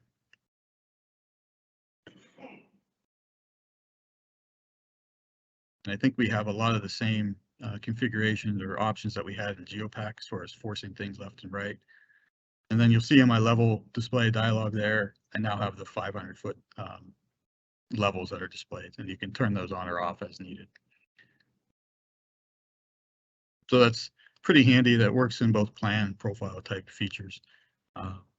Here, I kind of like this. If you're one of those, if you're in that category of people who like to annotate in the drawing model rather than in the base map, you'll probably find this pretty handy. So I have the same alignment. I created a couple name boundaries, cut some plan and profile sheets here. They only have the alignment shown, but I'm going to go in, go to toggle on this all drawing models, and then also toggle on this override annotation group. And here I'm going to select, I forget which one I select, the 100 foot stations, and I think I forced all those to the right as well. So when I accept these prompts from my tool settings dialog there, locate the alignment, and I'll let this process. And you'll see it's going to go through and it's going to annotate all 3 of the drawing models that I have here. I missed this dialog that little pops up the first time I went through it, so it does it rather quickly. And here you see it annotated everything in my drawing model. It forced those annotations to the right, and then I can switch and I can see it did that for all 3 of the drawing models that I had in this DGN. So as just sort of a side note, I'm not sure, I've seen it sort of 50-50. Some folks are still doing 1 sheet per DGN. Others are putting all their sheets in the same file as their, whatever they're calling their container file. So GP001 in that case. That would be my recommendation in most cases. Mostly for those annotation type things where you want to remove and apply them or reapply them to all the drawing models at once. So that was all I had there. It's pretty straightforward. Nice little handy feature if you find yourself needing to override something that we already have set up. Okay, so this is a big one for me. This is the new reference attachment option. JD mentioned this earlier. So we have in the, when you look at your reference dialog and you open up this properties for an attachment, you'll see there's a synchronized view. And now the new setting is, they've added is settings from design model. So this allows level and view attribute display. The important part there is the view attribute display in your drawing and sheet models to be better controlled from the container file. So what do I mean by that is if you had a good understanding of live nesting, the level display, especially in plan view, was really straightforward. It was the live nesting and some of the overrides and things that tended to throw people off. But what I think is really cool is the view attribute display here. So if you want to turn off all the construction class elements in your container file, or maybe you want to do a symbology override on an element in the container file, you can do that now and it would be carried forward through all your drawing models. Previously, even back to V8i, you know, with live nesting, the view attributes would not be carried forward. So you would have to do that in every file or every drawing model that you had set up. So I think that's one of the bigger, nicer features here to this setting. So take a quick look. Here's a screenshot of one of our sheet seeds. I just went in and opened up the reference attachment. You'll see that the new synchronized view setting is there, is down at the bottom, and the toggle is over at the right, or the drop down is the settings from design model. So that's where you'll go to find that. I'm going to guess most users probably haven't ever looked at that synchronized view, and probably haven't had much of a need to do that either. So we've gone ahead and we've set this in all the ODOT sheet seats have been changed to with this setting. So this will apply when you cut new drawing and sheet models with the name boundary workflows. So any previously created drawing and sheets, earlier versions, would need to be changed manually. Or you could recut your sheets. I'm not going to suggest that, but if you're early enough along, it may make sense to do that depending on the number of sheets your project may have. So knowing that would be one of the first questions people were going to ask, that was one of the first things I looked for. How can I change this on every file in my project? And so there is a key in, reference, set, sync with save view, and you'll see the settings listed there in red. So the background of this is the Bentley civil guys had worked with the MicroStation platform group to get this added in to the platform MicroStation installation. So it's probably just an oversight, but they didn't add in the settings from design model to be an option with this key in. So we haven't submitted an enhancement for this to make this change work with a batch process.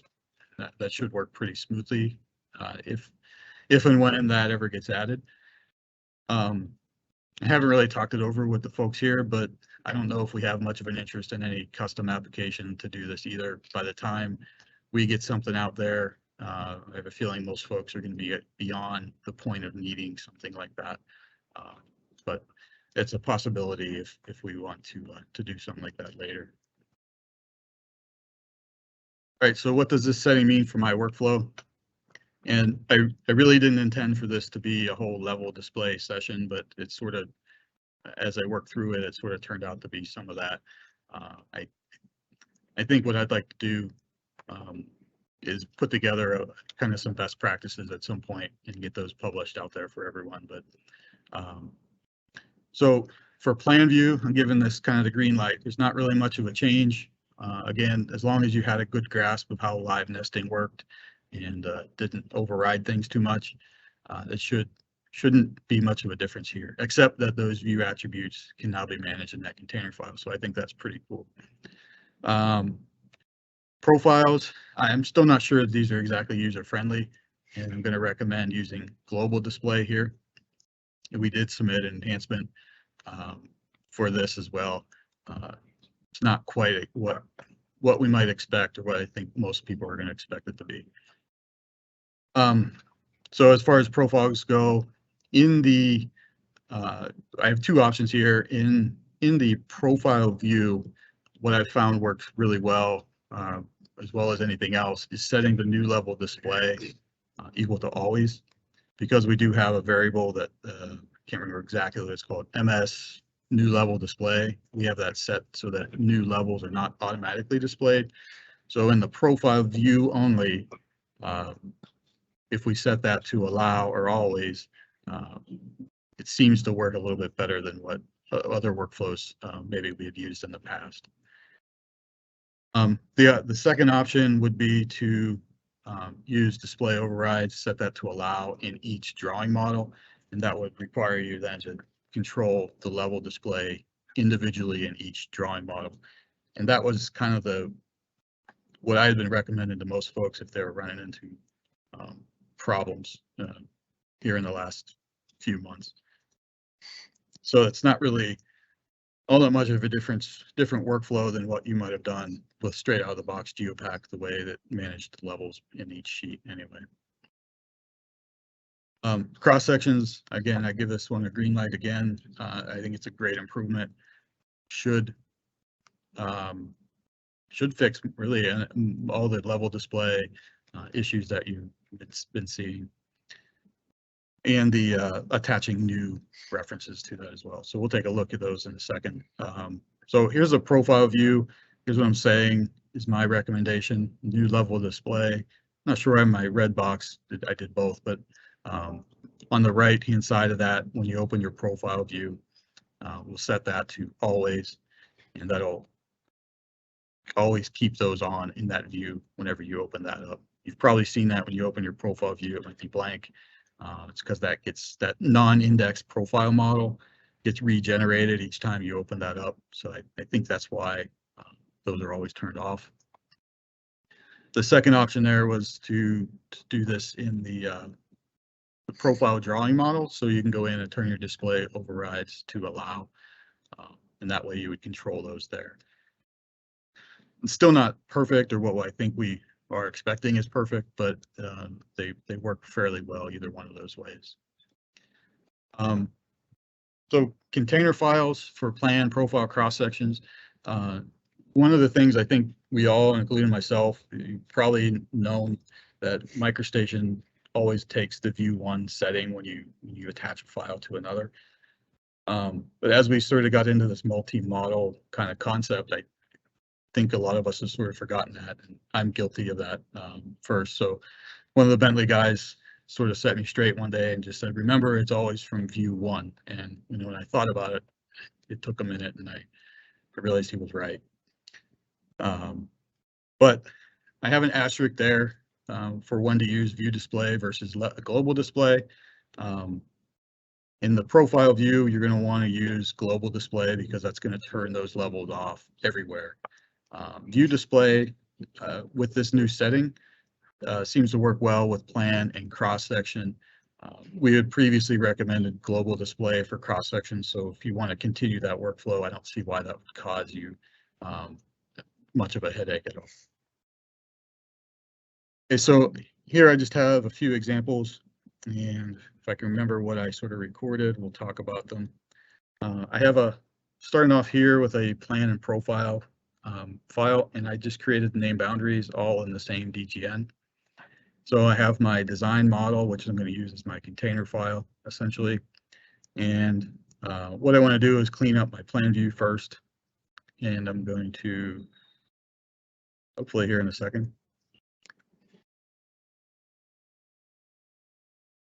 I'm in view one. I have my design model active, and I'm just showing that I had a whole bunch of different drawing models here. And okay, so what I was doing is I went just to show all these drawing models match exactly what my container or my design model look like. So I'm going to go back to my, here I went back to the multi-model view. I could have went to the design model directly and So first thing I'm going to do now is I'm going to go and I'm going to clean this up by turning off all my construction class elements.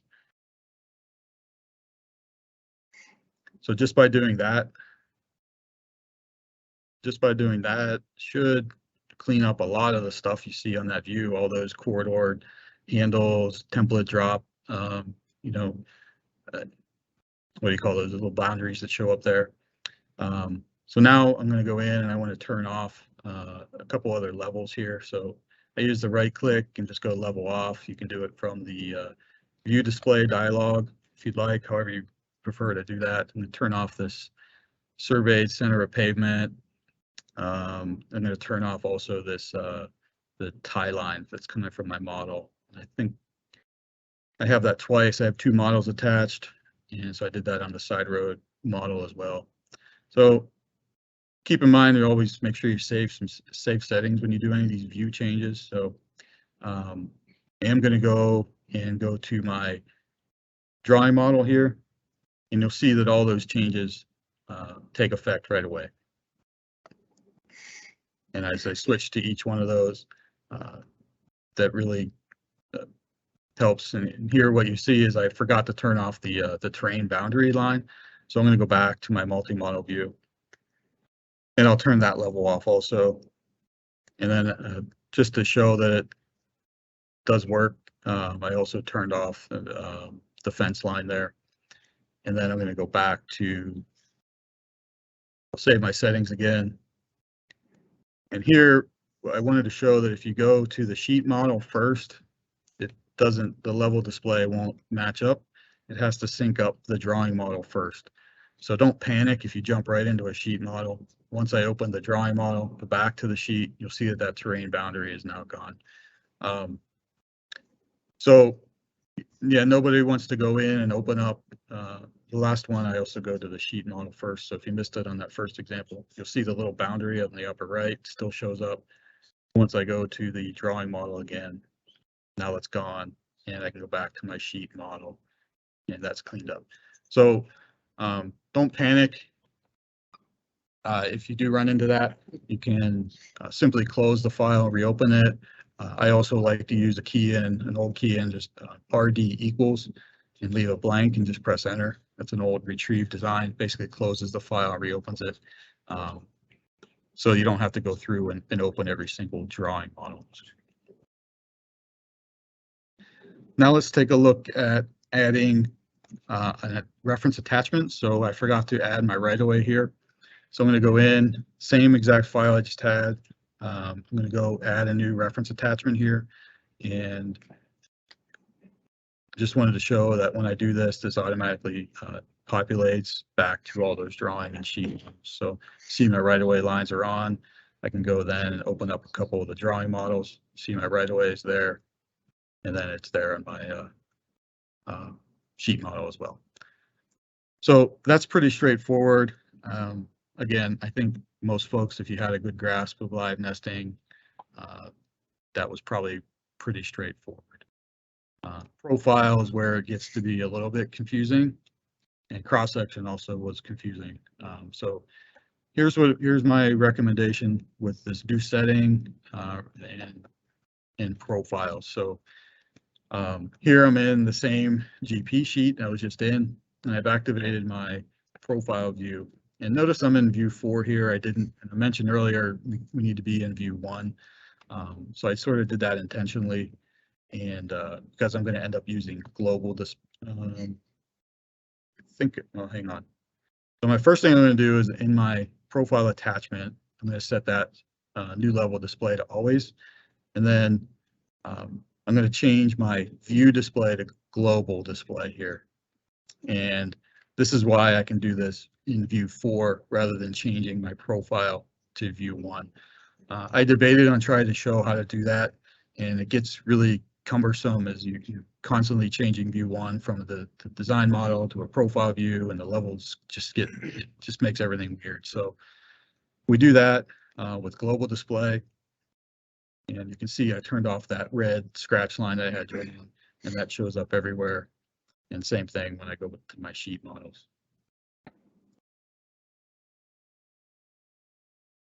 So I think that is going to be what I'm going to suggest as a best practice for profile views.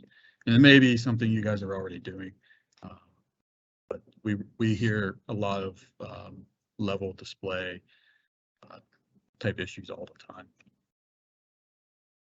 Okay, so cross sections. As I said earlier, cross sections work really well, especially using just the view display. Previously, we were saying to use global display.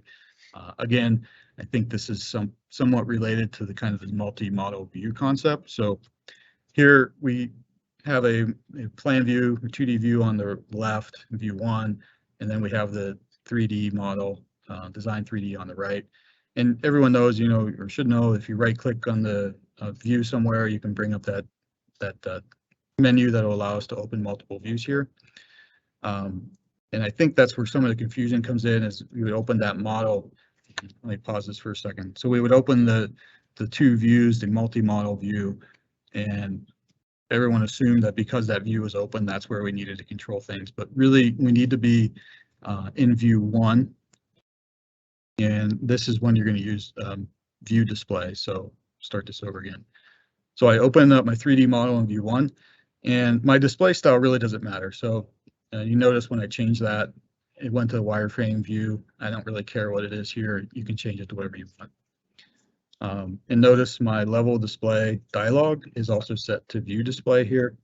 And I just want to show I have everything turned off except for a few levels here. And then before I turn anything or change anything, I'm going to look at a couple cross sections. So here's what my cross section looks like now. And I do want to go in and turn off these pavement layers. So I'm going to go back to my design 3D model. And I'll go to the model attachment there. And I'm going to turn off all those intermediate course aggregate base levels. And then I'll go back to the exact same drawing model, and right away those are turned off. I didn't have to do anything special, close a file, reopen it, anything like that. So here now when I go to my sheet model, you'll see the bottom one is the drawing model I opened. Again, the top is not synced up until I open that drawing model. So in this example, rather than open that drawing model, what I'd show here is just keying in RD equals. And before I did that, I just saved settings so that it opens right in this file or that same view. And when this file reopens, you'll see that that top section takes on those changes that I made in my 3D model. So hopefully that helps alleviate some of those issues a lot of us were having. Again, you can use view display or global display there, and you think it matters, but it sometimes confuses a lot of users which is which anyway. So most folks are using view display most of the time. Okay, so one of the other problems was when we added a reference attachment to the 3D model in our cross sections after we'd already cut this. So this was probably happening more so with like, I probably should have used existing pavement or drainage as an example, but I didn't have any of that handy. So what I showed was using a right-of-way file. But the process is all the same. Previously, that it would have been shown, but it wouldn't have been displayed in the drawing models themselves. So here I attach my right-of-way base map in that multi-model view. And now I'm going to switch back to my 3D design, and you'll see that I have these right-of-way lines here. And I'll switch to top view just so we don't see the lines being kind of offset there. So now when I go to my drawing model, and I sort of did this also twofold, a lot of folks forget to draw the cross-section annotation, or excuse me, the right-of-way annotation are part of an annotation group. So we have to remove the annotation and then re-annotate those models. And here I did it, I think I had all models toggled on, so it's taking a second. It's going through all the drawing models, re-annotating all of those to add the right-of-way lines on. If it were just something with storm sewer or whatnot, that should just automatically show up in the view. You don't need to re-annotate for those sort of things, unless it has some other annotations you need to show. So you see, as I browse through the cross-section drawing models, the right-of-way flags are all shown. All right. So that was all I had there. And I wasn't watching the chat. Is there any questions on that? Okay, so I'm going to switch gears to the civil labeler here. JD mentioned earlier this was a tech preview, and I have maybe 10 or 12 things I would like to submit for enhancement requests for this. Just kind of trying to go through and get it set up the best that we can and get this out there on the street. But the vast majority of folks will find this a great improvement over the place label command that was being used previously. So place label was a microstation platform command. Bentley Civil was trying to take advantage of that, and I think this civil labeler really improves it and gives us more flexibility from the civil side of things. So the biggest thing is it supports labels computed from one or multiple targets, so we can have maybe do a station equation at an intersection or something that'll show the station from both of those alignments. There's a lot of different leaders and frames and things you can do to be placed around the text. There is customizable to the extent that you can go in and create your own and save your own labels that you want. The problem is that it uses text favorites for the computed labels, and those text favorites really should be in a DGN library. So if you're just creating one for yourself, that might be one thing, or if you're creating it in it, you might have to create that text favorite in every file that you have, unless you create a DGN library that's specific for what you need. We've set up the basic stuff, what we think most users are going to have, at least right now. If you have suggestions for new ones or things that you find you're using or creating on your own, feel free to send it to us. And, we'll consider adding those in if it makes sense. If it's more of a user preference type thing, we may decide not to add that, but more on that later if you have something like that. So here's the dialog, where to find it on the ribbon under the drawing production group. There's a civil labeler, and you'll see here's the dialog that we have currently set up that will be distributed this week. At the very bottom of this dialog, there's a toggle that is enable label manager. So when you enable that manager, you get the little toolbar that appears at the top.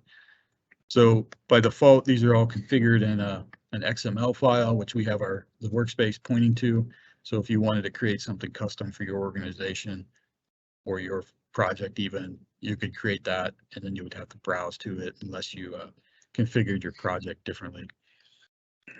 So you can create folders, new styles or labels. There's different options there. I'm not going to show any of those type of things in this demo. That's more on the back end. If you want to get into that, you feel free. I also couldn't really find any great documentation or guidance from Bentley on how to do this, so it took a lot of poking around. And you'll see in some of the demos, all the testing I did was in a design model, so it was not a rotated view. When we get to the drawing models, some of the rotations, the way I set them up, are a little bit goofy. So try to clean some of that up. Okay, so first example here, the same file I was looking at earlier. I'm going to go in and just place a couple annotations on this center line, or on this plan and profile sheet. So I'm going to go to the plan, and there is just a regular center line of construction. And when I select here, I'm just showing enabling that labeler, and then some of the different options that you have just right there in front of you, as far as changing the frame or the divider and where the leader is placed, how long the extension is. The rotation is important, whether you want this perpendicular to the center line, normal, or you want it to be orientated with the view. So there I enabled the manager, then get to some of the settings in the back of those, and you'll see a preview here. And you'll see here, I think I browsed to another one, not there. So you see here in this example, I have two targets, and it tells you, it'll show you which one is which, and then you can define prompts and when to select each element. So the important part of the labeler is watching the lower left corner of your MicroStation window.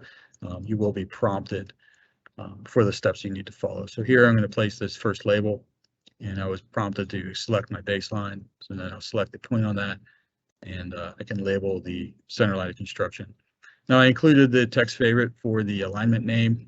Generally don't expect you guys to use the same name as, you know, we would probably say state route SR 185 instead of CLP, whatever. So the second example there, I went in and created this intersection label with the two targets, and I selected one center line, selected the other center line, and you'll see I got the station equation. Also included those center line labels, so you know which is which. I think we would expect you to go edit those to be the common name, I guess you could call it.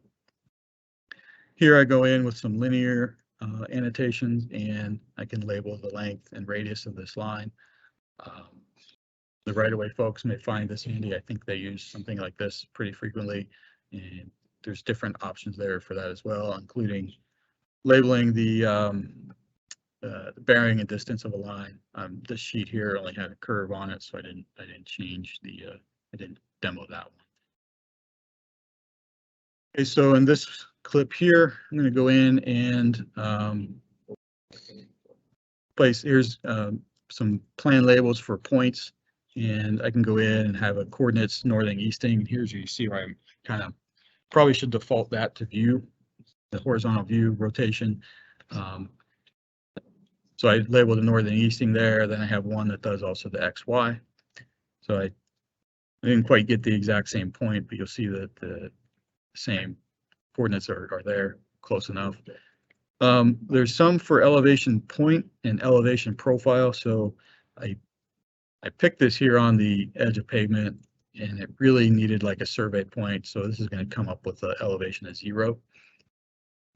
But if you had like a survey point or some other feature, it should list the elevation of that point. And here, if I want an elevation along a profile, so I can come in and select this edge of pavement line, and I can select a point along that, and I will be given the elevation of that line that's coming from that 3D model. So that was a text favorite, or not a favorite, a computed value that was added with 1010. I don't know that we ever really included that in the workspace anywhere, but we're taking advantage of it here with the labeler. So then I go in, I was just showing a couple of station and offset labels that we have here. So pretty straightforward. Select the alignment that you're going to reference it from, and then select the point. And there's several different options there, including some with elevation, some without.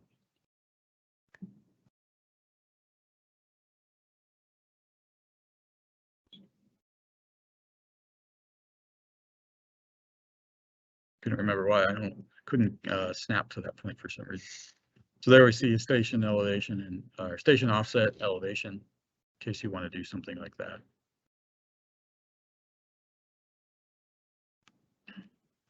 The next example, I cleaned up this view a little bit, and this is more of a demo for like your intersection details when you want to annotate the edge elevations along the edge of pavement or along those radius returns. So we have some annotations here. Well, first I started off just doing some partial stations. So you can use these anywhere. So I did a partial station there on the left and right. They're really just different because of the orientation. It was easier to do that based on the insertion point. So then I went and did a station, partial station and offset. So you may need to do that. And I did that on the left and right side. Again, selecting the, following the prompts, selecting my baseline first, and then selecting the point I wish to annotate. Okay, so now I'm going to get into labeling the elevations along. And if I pause this for a second, you'll see I actually used the wrong one after I recorded it. I realized I had selected the wrong one, but there's several groups here of elevations. So I have a long center line projected, and those are projected where the label will be placed at a projection from the center line. So it'd be at an even station and offset, or whatever you select. The bottom group there is elevation along, and that's going to be along an element wherever that element begins. So you'll notice when I do the edge of pavement for State Route 185 there, those annotations are not going to be at an even station offset like we would expect. I just selected the wrong one. But when I do along the radius return, I'm going to change those settings to 10 feet, and it'll just go along that. So take a look here. There are some options there. You can change the interval along, whether you want an even station or not. So I select this edge of pavement. And I use the leader option there, so I get a leader with the elevation. So I'm going to go do the other side.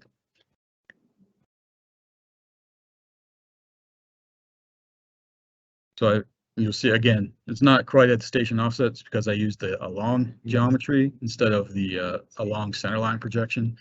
But here I'm going to go in, and now I'm going to select this radius return. I change my interval to 10 feet, and I can quickly label all those for those intersection details you might have. So I'm going to do the same thing. Again, I think I might have messed up the rotation and the leaders on a couple of these. I'm going to go back and look at those today or tomorrow. So I just undid that and annotated those real quickly. So it's pretty easy to undo.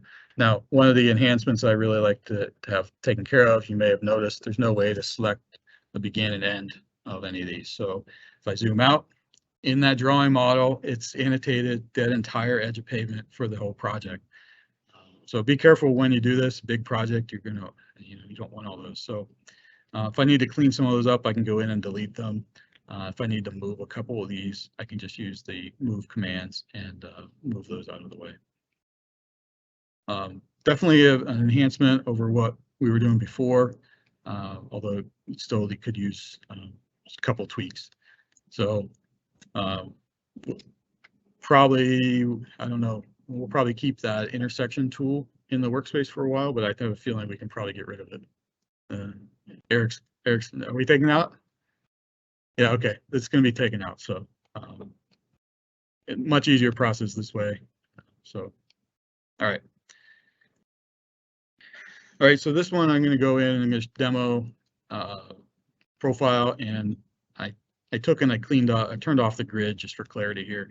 I think the profile civil label commands need a little bit of help.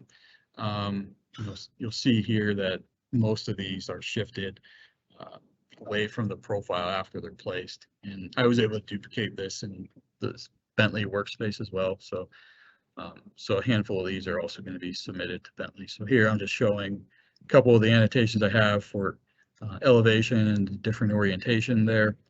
We included some that just label existing ground, so a pretty common label we go in and do. There's nothing real special about it. I also have one existing profile grade, so depending on what you got going on, you can select one of those. Here I go in. I also, before I did that, I have one for proposed profile grade, and for some reason, as soon as I data point to click that and accept that, it jumps up above the line from where I picked it. So does the slope annotation. So I placed it below the line. You'll see it jumped way up above. So I debated on whether or not to show this, but I figured if I didn't show it, at least pointed out that there are some bugs here that we would get a lot of questions about why this didn't work. So I wanted to at least show that, hey, these are here. They places the values correctly, but the location of that, they just, I don't know. As soon as you move on to the next one, it jumps, and it's not all of them. It's just some of them. So I didn't try moving them back down to the correct location and see if they would hold, but you might be able to do that. So anyway, so that's a handful that we're gonna throw over the fence to Bentley. Again, keep in mind this was a tech preview, or what they're calling a tech preview. So hopefully we'll get those straightened out in the next release. Okay, the last thing is cross sections, and I can't remember exactly what I did. I turned off the grid here again just for clarity. I'm going to show a couple things that were added. So That ditch elevation wasn't labeled, for example. I went in and was able to add that pretty quickly. And then there was just some other ones with elevations that just have some leaders, and I just left those in. Just who knows what you guys might want to label. There is one for existing ground, although I know we generally don't label the existing ground in a cross section. And then we also generally don't, probably no real need for this, but it's kind of just to show the example that we can label the alignment that cross section is coming from. Here I'm going to label a point, and it's going to also label the feature name if you wanted to label that. And it's going to give me the offset and elevation from that point. And I'm also going to show just some offset and elevation examples there as well. You may be able to see there the slope horizontal to 1 or H to 1. That's not working. That one's actually already been submitted as an enhancement request based on a different request I had submitted in. And then the last one were station values. I didn't show the, sorry, with profile grade, existing grade, maybe if we needed to add those station labels. For some reason it got deleted or removed, and I didn't. Oh, the station, I didn't actually show it. The station is another one that needs submitted. It's like it doesn't compute the station value from, it's not taking into account the begin station of the horizontal alignment. It's beginning it at the distance along. So you'll notice some of those aren't quite perfect. Again, it's a tech preview. So that was all I had, and I am going to just punt here, because I think a lot of you will find some value in seeing the Bentley, the demo on the cross-section workflow. So let me see if I can share that real fast.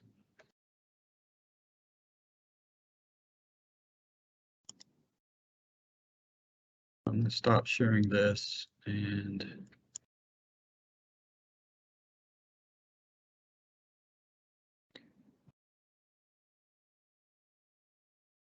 where's my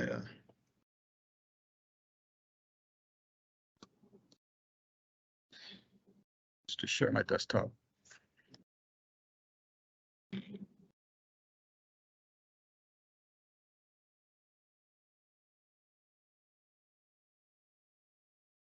I didn't do it with sound. Darn it. When somebody stop me.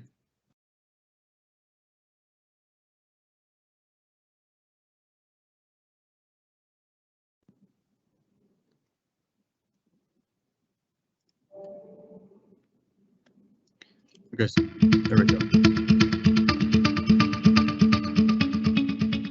You hear that? Okay, the next thing we did was we modified the cross-section workflow. Now this seems fairly minor, but this turns out to be a really, really big deal. And that is, we've modified it to add the ability to create cross-section sheets from existing cross-section drawing models.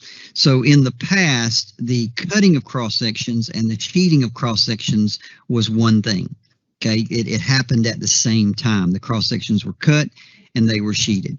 You can still do that, but we've also enabled the ability to separate those out. So let me show you what I mean by that. So I've got a project here, and I'm going to go in and lay out a few cross-section name boundaries. So we'll just start here at 36 naut. We'll go to 42 naut. We'll go every 100 feet. And we'll just lay out a few cross-section boundaries. And so there they are. It comes up, and you've got your drawing model. You've got your model names, and by the way, this is also a new enhancement that we'll come back to in a little bit and talk about. But notice here that it goes and it cuts the cross sections, right? So everybody's happy. Here's my drawing models. Now, what a lot of users are doing is they're going in and they're doing some handwork, in a lot of cases, some hand annotation on their cross sections, right? This is pretty typical for our users to do. So let's say as a user, I had done that, right? And everything is great. And then one day my project manager walks in and says, hey, I need to add some additional cross sections at some culvert locations. And now in previous releases, you went, oh no, right? But now you don't have to do that anymore. Watch what I'm doing here. I'm actually deleting the sheets, but I'm leaving those drawing models alone. Okay, I'm not getting rid of the drawing models. I'm just deleting the sheets. Now I'm going to go in and I'm going to add a one-off. I'm just going to add a single name boundary by 2 points. I'm going to add it to that group, but I'm just putting a new one in there. Now notice I'm not going to create the sheet model. I'm just going to create the drawing model. In fact, let's change the name of this before we move. Let's change it to custom so that we can actually tell that this is the custom one that we created. So what it does, it's going to just create the drawing model, right? Didn't put it on a sheet because I said don't sheet it out. So it gets added to the list as a custom cross section. And so if I go back and look at my name boundary manager, you can see here I've got the, the 36, 37, 38, the, every 100 foot. And I've also got the 38 plus 55. Now, when I get ready to put them on sheets, I can say create cross-section sheets from the drawings. So it takes all those drawing models and it goes out and says, okay, I'll sheet them for you now. So again, remember when I did it up front, I did them both at the same time. This time I did them as a separate process. And so the beauty of this is the users didn't lose any of their work. So for example, if I go back into sheet 1, you can see those original drawing models where I did the annotation are, they weren't affected, right? They show up. I didn't have to get rid of them. But if I go to sheet 2, you can see my custom cross section was added in at the right place. And so this is something much more analogous to our legacy workflows that we had in the older products, something our users were much more comfortable with.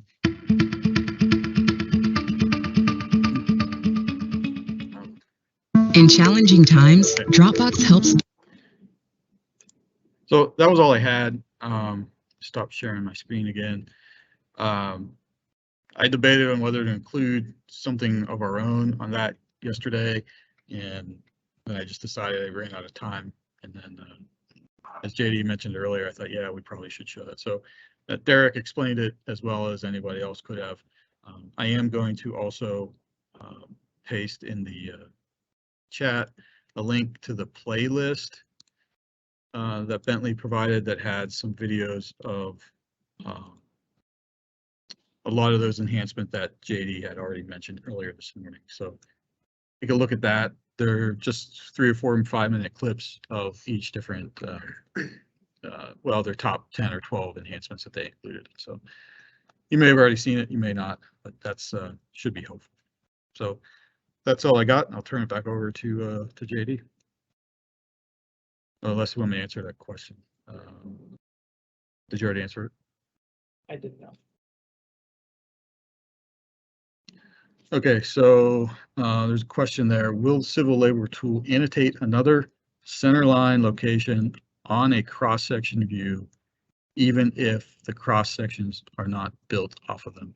I don't know the answer to that question, but I'm going to guess that it will not. But don't hold me to it in May. So we'll have to check on that.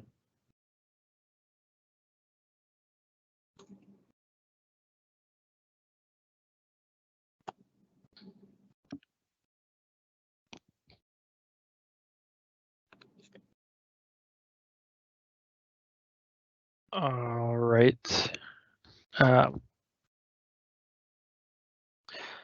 So yeah, it looks like there's not any more questions coming in, but hopefully that got you guys a little bit excited for some of that, especially that civil labeler. Keep in mind it is in tech preview, like Matt said, but I think that is going to help alleviate a lot of the things. I think that intersection detail annotation is pretty slick. So, all right. So drainage. We'll continue our ongoing debacle here with drainage. I think you guys are going to be happy with what I'm showing today. I know this has been kind of a struggle to get to here. I know ORD drainage annotation has been an area of main concern. It comes up a lot. So I have spent a good amount of time getting something to work, and I'm going to go over it today here. So I'll just get started. First, just general information I mentioned earlier when I was going over updates is that the nodes now contain information about the pipes that are connected to it.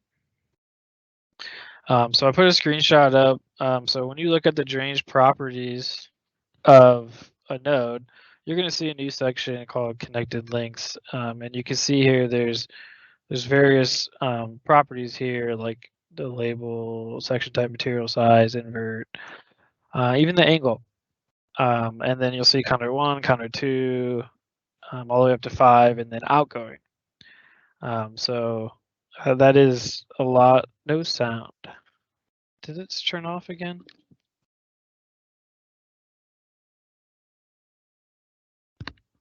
Says it's on. Let's see here. I'm not muted. I'm unmuted.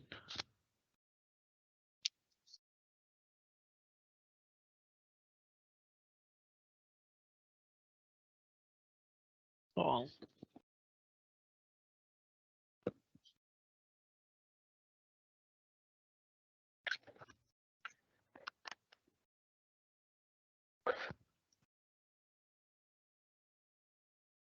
Is it coming? Can you hear me?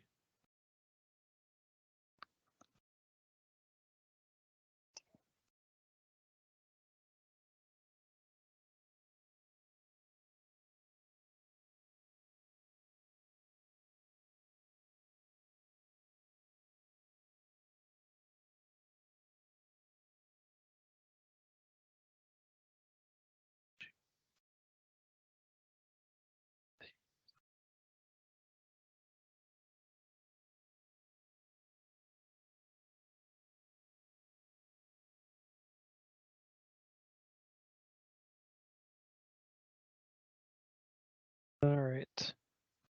Everything looks like it's on. Is it working now? All right. Well, I literally didn't change anything, so.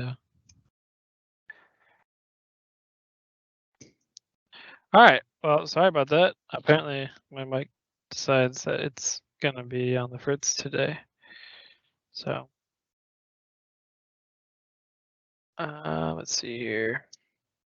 So what I was saying was, ORD drainage has been an area that has gotten a lot of attention, a lot of concern. Because I think a lot of it stemmed from the awesome apps that Eric had written in Geopack, because I did a lot of the annotation for us. So I'm pleased to say that I think what you're going to see today is going to make you happy. I still think we have a couple more things that I want to get addressed in software, but we're definitely in a lot better point today than before. And so a lot of this is contingent on some of the stuff they added with 1010.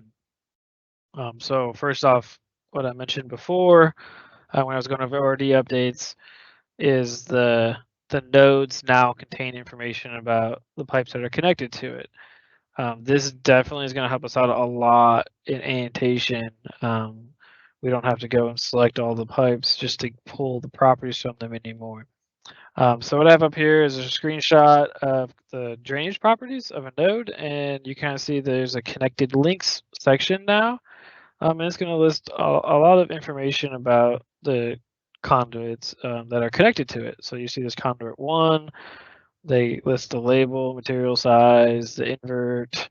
It goes 1 through 5, and it also contains outgoing as well. So I'll talk a little bit more about that and how that one's populated.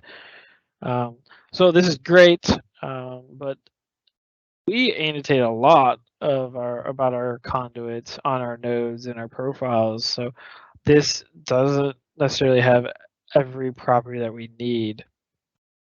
So I I'm going to go over kind of what I've set up to get around that. While I was going through this, there's one defect I want to just kind of call out right now, is that the label property, so it does not update. So what I mean by that is, say this conduit label is D-1. So this is the properties of the node, right? And it's showing me that D1 is connected to it. If I go to that conduit and I change the label to say D2 or something, when I come back to the properties on my node, this label does not update to D2. Okay, that's submitted. I'm sure that's gonna be fixed in a future release. What I found is that in order to trigger that refresh of that value, doing something like changing the size and changing it back would trigger that label value update. I feel like a lot of times, these labels do get changed after placement, so I did want to kind of call that out now. But if you set the names the way you want them during placement, then you don't have to worry about it as much. But just want to make sure everyone's aware of that as they're looking at these properties. They might see that, because I definitely think users will be going in and changing that after placement. Like, oh, I forgot to name this the way I wanted to. I defaulted them with the D dash, but that might not be what you guys want to use. Okay, another thing that I mentioned earlier is the major problem that we've had with drainage annotation is not being able to annotate across a reference, right? So in the previous releases, we tried to pull those drainage properties directly across a reference, and it would kind of work, and then you close and reopen, and it wouldn't have access. So I feel like every update they've fixed more of it, but they missed like one little piece of it. So the problem really comes from the drainage database needs to be loaded when you open that file. So you say you open your sheet file, you have your drainage base map referenced in.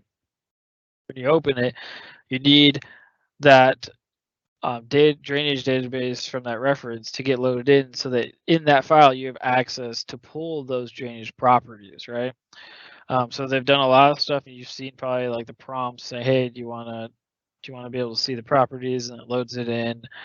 And so they really almost fixed it all in this release. The only thing that I found was that if you say save settings on your sheet to the drawing model, when you close and reopen, it will not automatically load that drainage database. So then your annotation goes to blank because it can't find that property. But if you open to like the design model, it loads it in automatically now. So it is almost there, but I feel like that's something that probably users are going to end up doing, is save settings on their drawing models. So that's one slight thing that doesn't work with drainage annotation across a reference. I'm bringing this up, but it's really not that big of an issue anymore because we're going a different route. All right, I'm done trying to pull from the drainage model directly across a reference. Okay, clearly every update we've just ran into snags, and there's still more things that I need to do than just pull those properties directly. So we are switching gears, and we're going to go over to item types. So item types is going to open the door to a lot more things.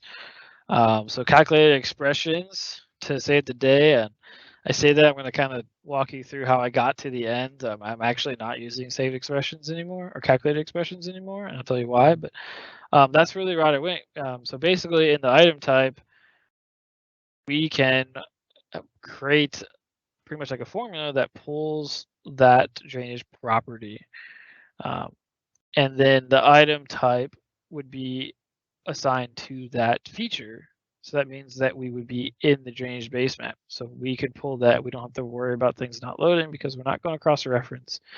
And then when we reference that drainage base map, the item types will automatically get loaded, right? You don't have to worry about if the drainage database is loaded or not. I'm going to see those item types, and I can annotate, and I can pull from those item types.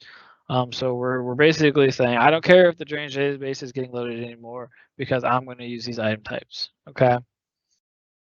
So what did I kind of started just talking, not reading what my PowerPoint says. So So item types attached to the nodes and conduits in the drainage base map. Kind of what I just said. Item type properties have calculated expressions that then pull those desired drainage property values into your item type properties. Essentially, like think of it as like just duplicating the property, right? You got the drainage property, and then I'm just kind of pulling that over into my item type property. Okay.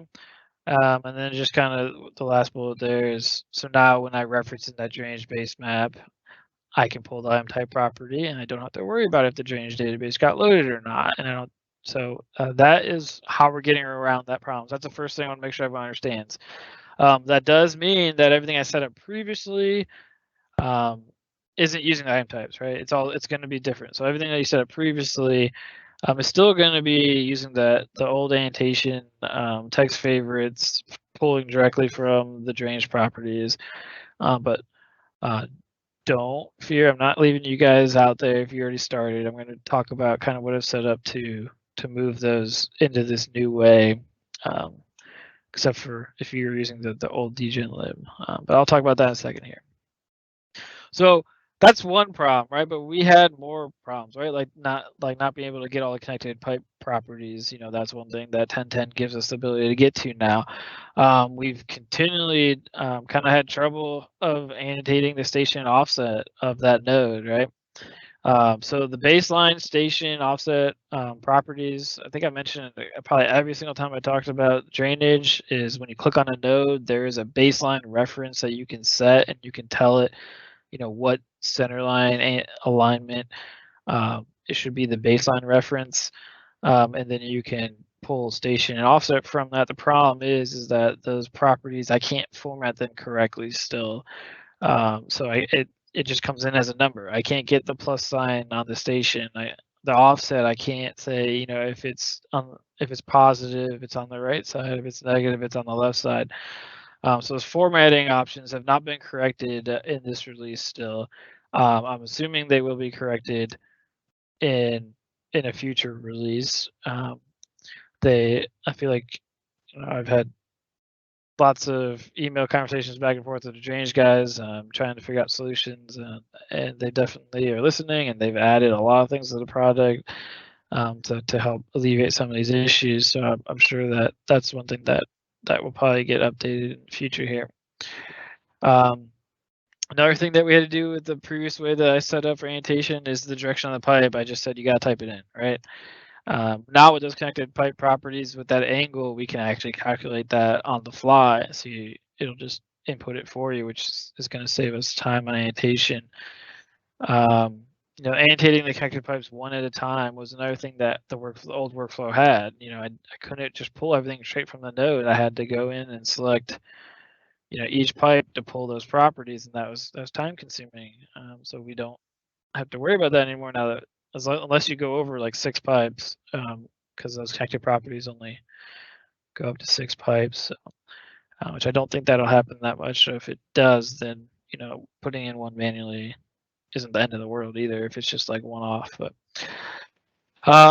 so let's take a look at what I've kind of put together a workflow for how we solved or addressed these problems here. Okay. So first thing, everything I set up previously for drainage annotation, you're kind of just going to want to throw out, right? I mean, I guess not everything. Some of the workflows stay the same, but we are using item types now, so a little bit different. But so I'm giving you just a quick little preview here, just to kind of entice you to keep listening to me, right? Sometimes I talk too much, right?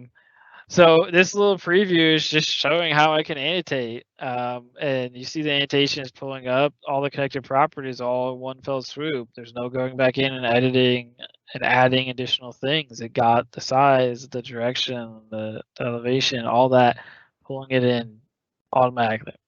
Okay, so how do we do this, and what changes are making? So I'm gonna have to have new text favorites, right? The old text favorites are pulling directly from the drainage properties. I now need to pull from the item types. So the old one, if you guys ever looked, I named it utilities and drainage. And after I released it, I was like, why did I do that? What Now I kind of like that I did that because now the new one is the correct order: drainage and utilities. All right, so the old folder is going to stay because if you are going to keep using kind of what we have set up, I don't want to break something for you. So those old ones are going to stay in there. I still have all those videos out there. I think that you're going to want to use this new way because it's a lot simpler. But I'm not going to break it. Now I will say in V2, it's not going to be in there. So the V2 workspace is going to remove some of those old things that we have left in there just for compatibility reasons. So another reason why you might not want to just move something from the V1 workspace to the V2 workspace. Because I'm not going to have that in there. I'm not going to have the old dgen lib for the old drainage stuff in the V2 workspace. It just doesn't make sense to keep it in there. So some of that stuff's going to get cleaned up. All right. So did I miss any comments here? Item types. Name of the folder. That's how you can tell if it's newer. So the names have changed slightly, just so you can kind of help see if you're using the old one or the new one. So the main thing is that folder name change, or is how you can kind of see. All right, so that's text favorites. This is going to drive pretty much a lot of how the annotation is working is through these text favorites, right? All right, so let's go over the different views here. Okay, so we are in plan view. Okay, I do want to say the plan view annotation process didn't change. Okay, the plan view was pretty well laid out. You didn't really have to do a lot of extra work for the plan view, right? The main difference here is I'm using these new text favorites. Okay, so for the pipes, you're still going to use the element annotation, right? So in the previous, I've just said use element annotation, select your pipes. Here, I can play this. Select your pipes, and it will annotate for you, right? So here's just a quick video. Use element annotation here. The feature definitions have it defined how to set this up. It puts the flow arrow in, and then it pulls the item type properties now. All right, so I'm going to show here, if I click on that pipe, I see there's item type attached. There are all the properties. So if I change, say, the type to B1, you see there that type, that field automatically updated. All right, so it was a real short video, but the process really didn't change. In the past, I spent a lot of time saying, oh, this property is being pulled from here. You got and go into the drainage properties, and you can see this property. You don't have to worry about it anymore. You want to see where it's coming from the item type. So you just click on that, and there are the properties. If you want to change one, you can change it right then and there, and the annotation will update. So a little bit more, I guess, together. We don't have to jump around as much. For the one downfall right now, there's going to be another downfall, but for plan pipe annotation, this has to be done in your drainage base map still. For some reason, when I'm in my drawing model, these item type fields just will not pull. I've tried everything, so maybe spinning a defect. I'm sure it will be fixed in the future. But for some reason, the plan view, it's just not filling out. So these ones you do have to place in your drainage base map, which is, it's not horrible, but you don't have to worry about the rotation because it's rotating along the pipe. So if you had to do anything, this one would be the one that would be the most okay. So unfortunately, that still has to be done in the drainage base map, but I don't think it's that horrible. I mean, it's still doing the annotation for you. For the nodes, we still have that call out if you choose to use that. I'm not saying you have to do your node call out, but here I'm over in my sheet file, so I'm in the drawing model on the bottom. I'm going to use place label. Say, hey, place this cell, this feature name. Select my node, and it's going to pull that feature name is all it's going to do. It puts a circle from it. Now, when you use place label, that circle doesn't size for the text. So if you have long text, it's not going to automatically resize that circle. Okay, so that's one of the downfalls with place label. So what I'm going to do now is I'm going to pull up Civil Labeler, and I have put in just a label here, and it's going to, I can set the frame as circle right there in the placement options. And so now I'm going to click my node and then click the placement point. And that circle will then resize with the text inside of it. So if you did have longer text inside there, your circle would resize. So there's a benefit of civil label over place label, but essentially they're doing the same thing. So I just wanted to show that difference. You can still use both of them if you want to. So hopefully that was clear to you guys. So I'm clicking on this node. Again, I'm just going to go look at those items. I guess I don't need to look at the items. That's right. I'm talking about the node. So it was just a feature name. So since it was referenced, I couldn't change it. But if I needed to change it, I'd have to go back to the drainage base map and change that feature name, right? Here I'm showing for both place label and civil labeler. If I move that, you see the leader line moved with it, change sides.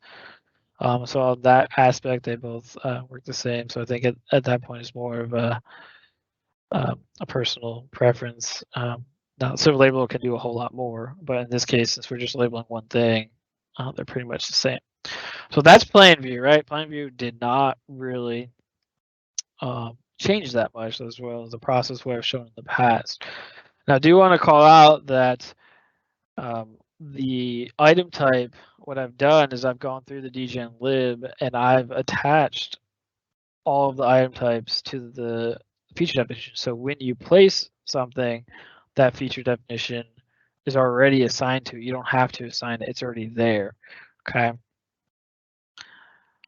So moving on to profile, for the pipes, just like before, you're still using element annotation. So in the previous demos I've shown, in the profile view, when you annotate those conduits, I told you to use element annotation and it'll annotate that conduit. So I've just updated feature definitions to use the new text favorite to pull from the item types, right? So in terms of node annotation, here's where you're going to see it become a lot easier, right? So I've talked about the connected pipe properties a couple times now, but there's one major problem, and I talked about it earlier, and it's that single source of truth. Okay, so with the item types and the different views, the single source of truth means I set it, on the feature, and I will see the item type in all my different views. So cross section, 3D, plan. But that was only implemented on geometry features. It was not implemented yet on drainage features. And I have a spelling error I'm looking at right now, so sorry about that. I'm sure Bentley is working on this. So, again, they like to be a little bit more secretive now that they're a publicly traded company. They don't come out and say, yeah, it'll be in here. And even if they did, I couldn't tell you, right? So I'm sure that is going to be in a future update. So until then, how do we get around this? I want to use my item types, but if I go to my profile view, I won't see that item type, right? So until Bentley fixes this, I have written an app to solve our problems. Okay. So I view this as more of a temporary app, but we can't wait any longer, right? We need a solution now, and so this is going to get us there. Okay, so all this is doing is just going to sync your item type to all different views. Okay, so it's really not that complicated, but I'll show here in the video kind of might make more sense. But in the plan view, when you click on it, you'll see the item. If you go to the profile view and you click on that item or that feature in the properties, you will not see that item because it's technically a different element. It's in the profile view. So this app, what I'm doing is I'm just going to attach it to all these different views and synchronize the values. Okay, so let's go through the app and see how it solves most of our problems here. Okay, so I'm going to add it to the GUI, so you can just click a button under our OHDOT ribbon. I didn't do that yet, so I think I have it open on the other screen. But So what I'm doing here is I'm going to show you, and this different views that applies to the profile runs, the projected profile runs. Like there's a bunch of different views that come into play here that won't have them. So I click on that node in plan view and I look and I have the item type properties, and I'll go over what all these properties are. But you see there's a whole bunch of properties that I'm pulling in there. Okay.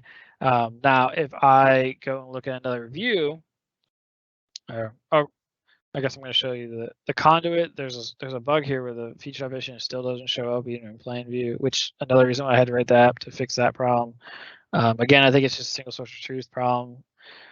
So when you click on the conduit at first, you won't see that feature, that item type attached to it. So just a side note here. So now I'm going to open up my profile view, my center line, and I've already created a profile run and projected it onto my center line. Okay.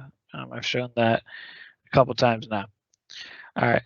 Now, if I go and I click on that node, you're going to see I'm not going to see the items like I did when I was in my plan view. So that is the root of our problem right now. I want to annotate my profile view. I want to pull these item type values. I can't right now. So what do I do here? Okay, same thing for 3D view. If I go over to 3D view, I'm not going to see it there either. Okay, that's the problem with not having a single source of truth.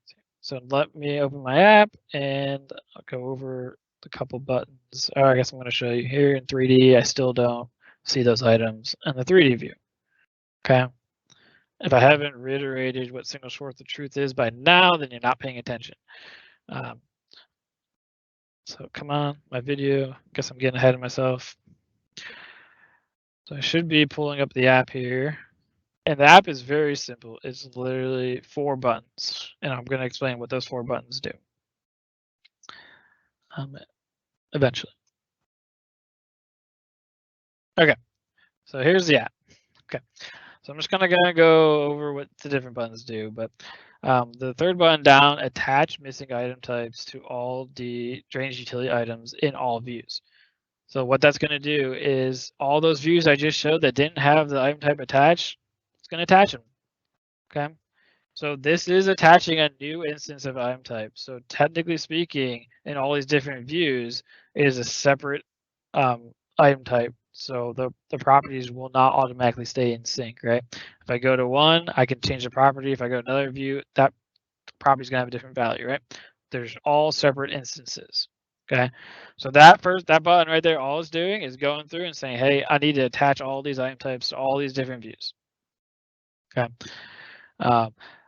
Now, I think I should go over the last button is, okay, I want to synchronize all of my properties so they're all the same across all my views, right?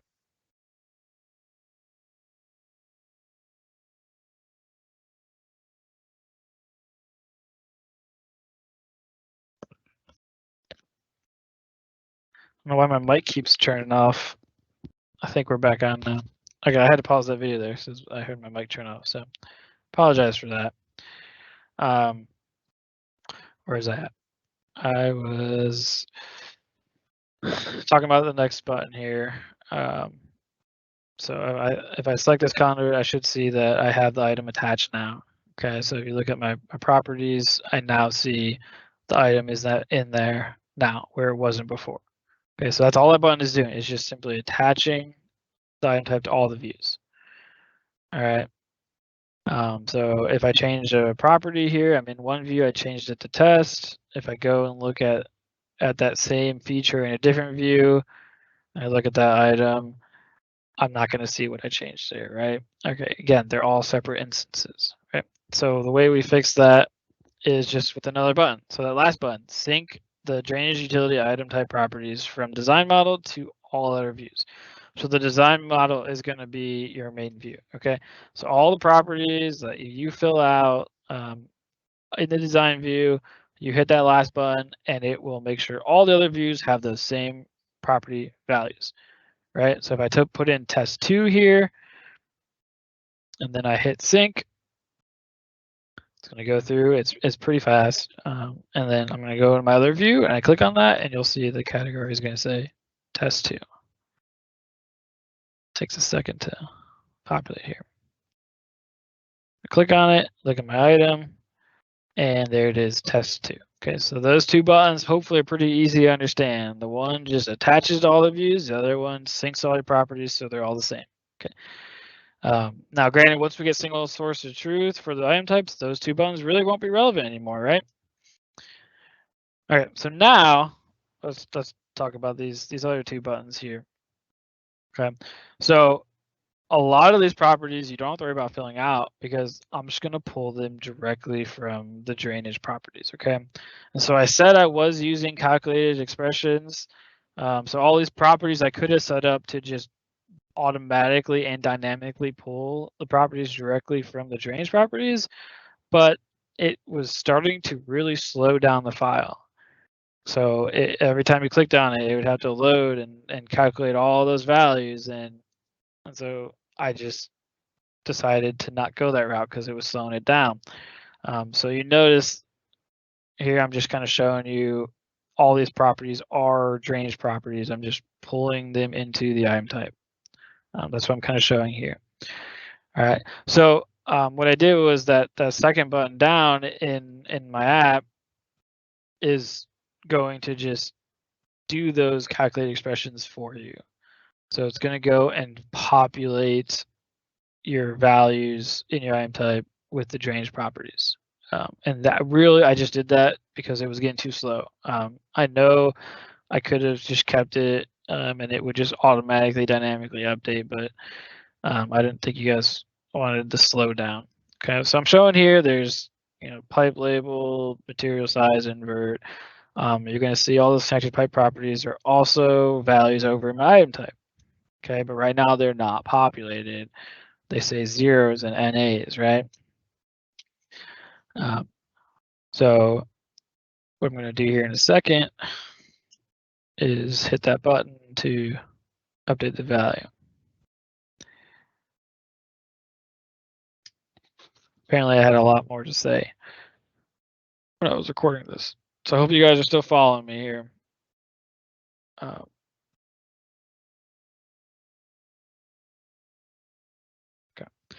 So this button, update item type property values from the drainage properties. Okay, so I'm saying, hey, go get all the drainage properties and set them on my item type. Okay. So when I hit this, you're going to see this all is going to populate out. You see that? So I filled out the grate. So now I don't have that many connected pipes on this. So some of these are going to stay blank because there's not a connected pipe. But if I go down to the bottom, you see there's that outlet pipe that got populated because I only have one pipe connected here.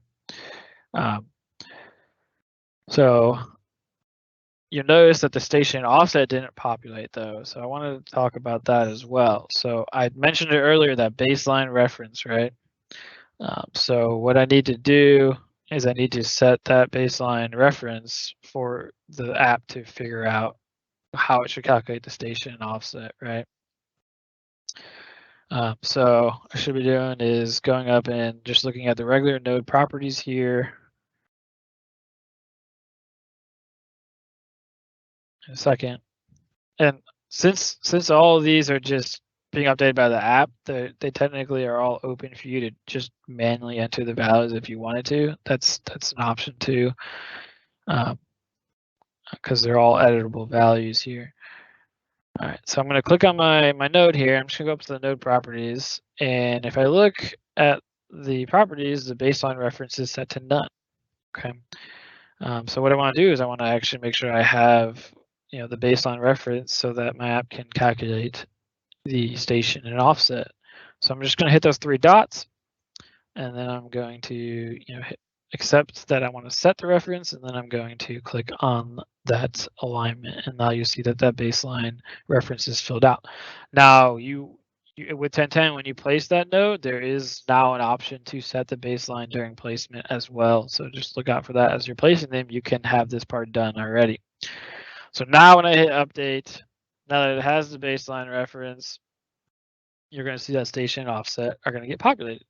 So there's the station, there's offset, calculates absolute offset as well as what offset side it's on. And then I can use these properties to build my annotation. Okay. So 3 buttons so far, and they're really simple buttons, right? Attach all views, synchronize all views, and pull the property, or basically populate the calculated properties, right? All right, so one thing to note is that second button that I just did, that is only performed on the design model. So after you do that, you will want to hit the last button to synchronize those values to all the other views. Okay, I went back and forth on if I wanted to just do all of them, but then I thought maybe you guys might want to separate that logic out. I don't know. That's what I end up doing, but it's not that complicated to hit the button again, right? So I hit that button again, and now it's synchronized all my other views. Okay, so the sole purpose of this is really just to solve the single source of truth problem. And then while I was at it, I was like, well, I can take care of the station offset problem because the formatting is still wrong. So I was like, why don't I just do that at the same time? And then since it was slowing down, I just decided to just populate those with the button instead of dynamically populating them. So hopefully you guys are still following me. Now there's still one more button. And this button I really added to not leave people who already started kind of out. Okay. So this first button, it says get default drainage item type values from the dgenlib, and then set that on your item types in this file. Okay. So what I've done is I've kind of mentioned it. Let me pause this for a second. On all the feature definitions, there are item types assigned. But with 1010, I said earlier, I can also default values, right? So what I've gone through is I've defaulted things like the type. So all the conduit, if you place a type B conduit, that value already says type B when you place it. So obviously I'm not going to populate like the star elevation, that's calculated property, but this type category, those are not calculated property. You can enter in whatever you want. So what I've done is I've gone through and I've defaulted all of them for you in the dgenlib. So as you place them, you don't have to type in type B. You don't have to type in, I don't know, CMP for existing concrete or something. Or I'm starting to twist my words here. All I'm saying is I've defaulted the values, so you don't have to. Now you can, by all means, if you don't like the default value, you can change it. Okay, but what about if you started your drainage model before I push this out? Obviously, your features that you placed aren't going to have those default values, right? So what this will do is it will go and pull those default values off of the dgenlib, okay, and then set those on your design model. So kind of just saving you the hassle if you've already started. Now, if you haven't started yet, this button isn't as much use for you because everything's already going to be there. You haven't used anything before I pushed it out. Okay. Now there's a red little button here, sync file with dgenlib. So I put this in as an option because when you check that on, it does take a little bit longer to run. But as you use your features, they get copied into your files, right? So I need to kind of refresh or synchronize what's been copied into the file with this new dgenlib. And so that's what that checkbox will do. If I check it on, it'll say, hey, this file I started before I pushed this dgenlib out with all these cool feature definition updates in it. But I need to pull all those in from my dgenlib. So if you check that on, it synchronizes your file with the dgenlib. If you check it off, then it won't synchronize. Which I'm going to show what that does here in a second here.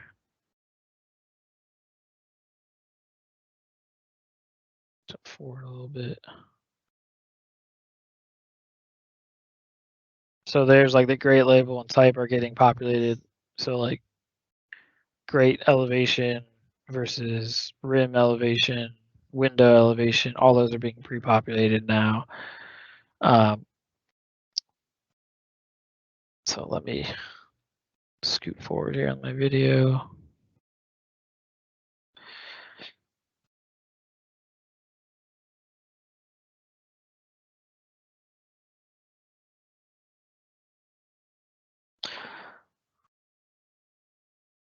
Okay, so the way you can do this manually is if I go into my Project Explorer, I can just right click on it and say update standards from DGenLib. That is the same thing as checking this on and hitting this button. Okay, you can come over here and synchronize your current file with the DGenLib. Okay. Now, it does take a little bit longer to run because it goes through everything and synchronizes it, but that's how you can pull in all these updates on your existing projects. With the caveat that you're not using the old DGenLib, because I changed the feature definitions around the names. So if you're using that old DGenLib, then it's not going to be able to synchronize, or it will synchronize, but the features you used won't be in there anymore or change names. So I guess if you're that one, I didn't really have a way to bring you forward, but if you started after that, I have a way to bring you forward in the new ways. Okay, so hitting that button, all it's going to do is bring in those default values into your design view for you. Okay, so that's what that first button is doing. Hopefully that made sense. Just kind of recap. You know, there's the attach all missing item types. So even if you're even if you're missing it completely, this attach items will attach it even if the feature definition doesn't have it to begin with. So that's kind of like you want to attach it to all your views, and this last button synchronizes your properties from your design model to all the other views. The second button is just pulling all those properties. So anything that would be like a calculated property that is set, like the invert elevation, this is just going to populate those. And the first one is just bringing in your default values here. Okay, so that was a lot. I'm gonna post that video too. And but that app is just a couple buttons. It's not too bad. Just gets around some issues, and I do see in the future not needing that app. But for right now, it's gonna get us to the finish line here. Okay, so let's show just profile annotation. So in the profile view, if I want to annotate my conduit, I'm going to use element annotation, right? So it's defined on the feature definition. Click on the pipes you want to annotate, and then reset click, and it will throw in that annotation there.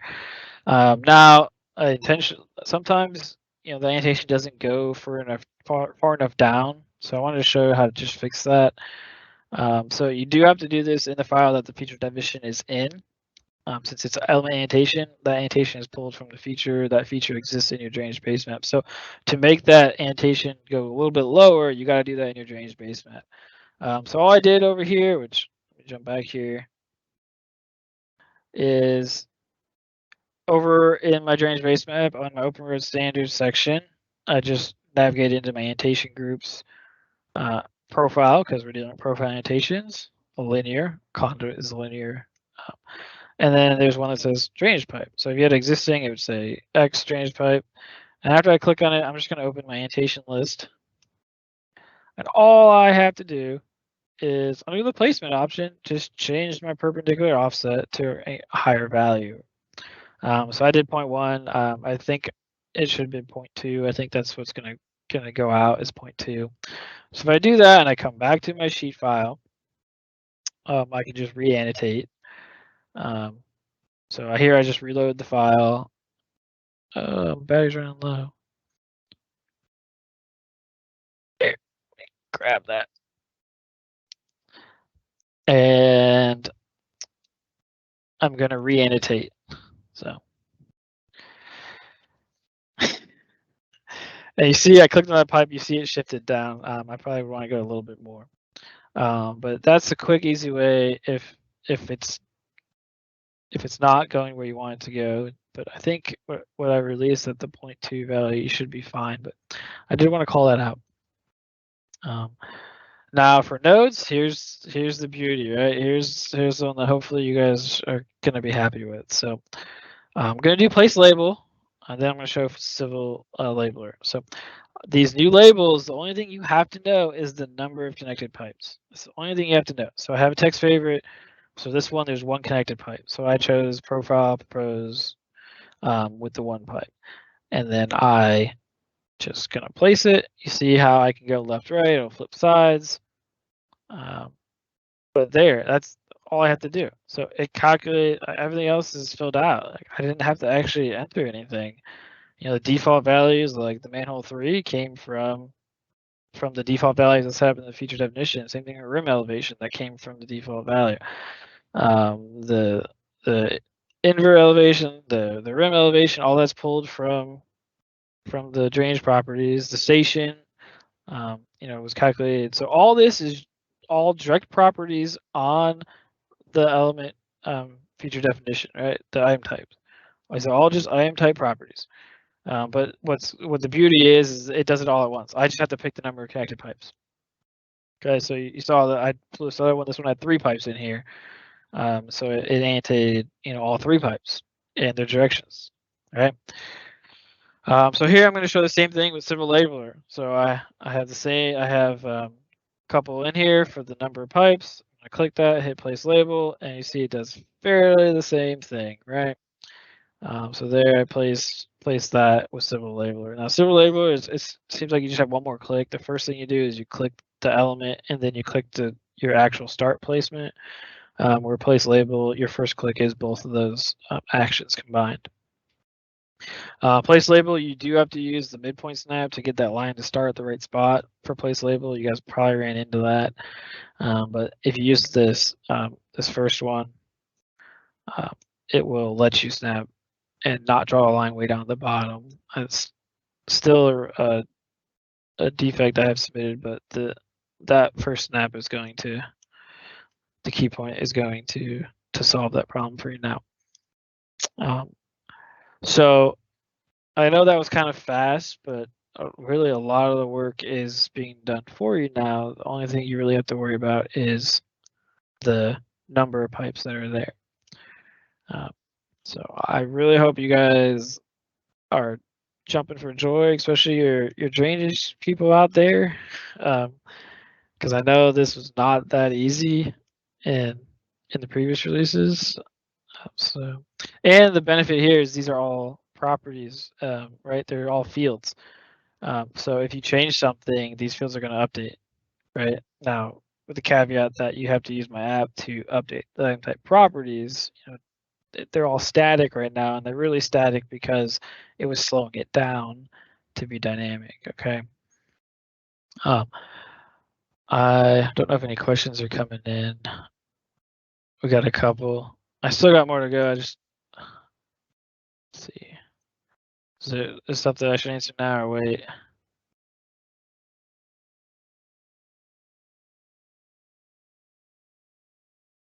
Sorry, what?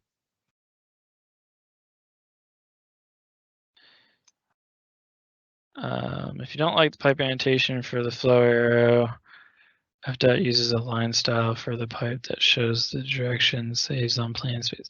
I have seen what Florida has out there with the line style. I don't know if we want to move to that or not. My first thought was no. You know, but it's not something we can't entertain, I guess. But the flow arrow annotation it's pretty simple. Just doing element annotation. Does this only attach items to the current open views? No, it's not. It doesn't matter if the view is open or not. It'll search the whole file and it'll attach it to all the views. Now what the different views are, you gotta make sure you understand that a profile view of your conduit is a separate view from a profile run of your conduit is a separate view of a profile projection onto your center line of that profile run. But you don't have to worry about where all the views are. Just hit that button and it's going to attach it to all the views for you. I'm just getting around that single source of truth problem. And I hated to do it because it does seem like it's kind of a, I guess, overkill almost. And then you see these items, but it's the only way I could get around the problem. But that way, you don't just use the app and it'll solve it. Where is JD's new drainage app located? So it's not released yet. It'll be released on Thursday. and I did not want to push all this out without showing it to you guys first. So I would, it's gonna, and also I needed to use the features in 10.10. So this app, if you're not in 10.10, this app, you're not going to get this app because it needs to use those connected properties. It relies on that heavily. It relies on the default values on your item types and the features themselves, which you couldn't do before. So yeah, you need to be in 10.10, and it'll go out with our 10.10 push later this week.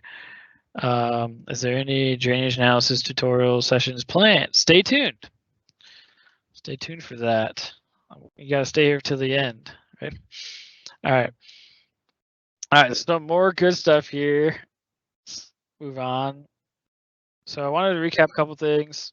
A lot of this profile stuff is because the connected pipe properties are there now, but don't forget about this. If you want to see those pipe circles, it is a user preference. So I showed that earlier. I just put it back here as I was talking about profiles. I was like, I might as well mention this again. And again, that center line not showing up is a bug on your projected profiles. All right, I think I'm over time, aren't I? All right, I'm almost done. Cross sections, I wanted to show this real fast. This is, I know this is one of the 10.10 updates, is to be able to kind of annotate this automatically. So what I'm going to do is just use the model annotation. And what I've done is I've set up some annotation groups here. I've set up a drainage one and a utilities one. So drainage and sanitary versus utilities. So I set those two up. And so all I did was just, hey, annotate the model, and it found all my drainage features and it threw in annotation there. I'm gonna do it again, and I'm gonna choose utilities, and it will annotate all my utilities, right? So I need to fix the offsets a little bit, but you can come in here and move them. Granted, you probably, yeah. So some of them are going to have the size listed, some are not. So I'll show that on the next slide here, kind of what I did as the default values, but this is what a lot of people were looking for. So it'll just go in and annotate it. This is coming from the item type properties. So just wanted to call it out. So you can still use place label. Like if you want to just annotate one at a time, you can still do that. The feature definitions are there. I'll scoot forward here since I'm over time. We've kind of seen that already. And then same thing with civil labeler. You can pick that label and annotate it. So I'm going to skip forward here because I'm over time. All right. So that's cross-section annotation there. I wanted to show that real quick here. One thing I haven't mentioned yet is the direction of the conduit does matter, okay? So that drainage properties, you have the conduit 1, 2, 3, 4, 5, and then outgoing. The way it knows if it's outgoing is the way you drew that pipe, okay? So you have to draw the pipe in that direction, okay? Or your properties aren't going to get filled out correctly. Okay, so your pipe has to be drawn in the right direction. Did I say that enough times? And then I already mentioned it. The old drainage EGN lib is not going to really work for this. The feature definitions were different. They didn't have the types listed in them, so that's not going to work. Real quick, here are the item types and their properties. So I have one for utilities, which is 2 properties, the type and the size. The storm sanitary conduit, it has these properties. And then the storm sanitary node item type is for all the nodes, and here's all these properties. The ones I have in this kind of greenish, bluish color here are the ones that are not calculated. So these are the ones that you can just fill out and it's not pulling from the drainage properties, right? So I've defaulted the type on all of the feature definition, so it should come in as that type when you place it. Same thing with type and category. I've defaulted type and type label. I've defaulted existing action label. I have not. I don't have time to show it, but that's like if when you annotate existing stuff, if you're going to say to be removed or to remain, you can throw that in there and it's going to annotate that for you. So that'd be nice. But I'll have more videos coming out. I showed this earlier, really just the new versus old with the text favorites, but I just want to show how they kind of been simplified. So before I had to have different ones if it was a manhole versus a catch basin. I had ones for unformatted versus formatted stationing. I don't need all that anymore. I can just use one. I realize now this is probably hard to follow. I don't need to worry about the type of node in order to annotate. I just need to know, is it drainage, sanitary, or is it utility? So just kind of drew some arrows here, like plan, drainage pipe just became plan, proposed, storm, sanitary pipe. So you know that it works for both storm and sanitary, whereas before it just said drainage. Yeah, I'm probably gonna just skip over this. For the utilities, I don't need them to be type specific anymore. Before I had to have a separate one for communication versus electrical versus gas versus oil versus water. I don't need that anymore. So great, I got it down to just like 4. Just do you want proposed type, proposed size type, or existing type, existing size type? So I mentioned earlier with those default annotations in the cross section, the water, gas, and oil are going to have the size and type, and then all the other ones like electrical communications is just going to have the type. That's just what I did for the default. If you don't like it, let me know. All right. So I had a quick question, and then we're going to end it here because I lost track of time here. I get into this drainage world, right? It's been my life for the past like 2 years. All right, so one thing I wanted to ask you guys is, should I add a suffix properties to the utility item type? I don't know if it's needed or not. So right now I just have type and size, but a lot of times when you do annotation, you put things like approximate depth. So you could just, after you place it, go in and type that in. That's kind of the current workflow. Even in Geopack days, that was the workflow. But I could add a suffix property that you could fill out, and then when you do the annotation, it'll just be there. And then if you don't fill it out, it would just be blank, and you wouldn't have to worry about it. So I would have to update the text favorites to include that extra one. So I'm just curious what you guys' thoughts are. I'm going to post up a poll here in a second. Civil labeler, I'm going to skip that one. I think I know what I want to do. So let me post this question real fast, and then I'm done, and we'll end here. So let's see here. Let me publish this poll. Hopefully you guys are still listening. So this poll is going to ask a simple question of, should I add the suffix item type properties to there? So oops, clicked too much. Should I add that suffix property? Let me know. What do you guys think? Should I add that? Is that useful to you guys? You can fill out that like approximate depth, or maybe you have something else to say about it. I can add it in there. I don't know.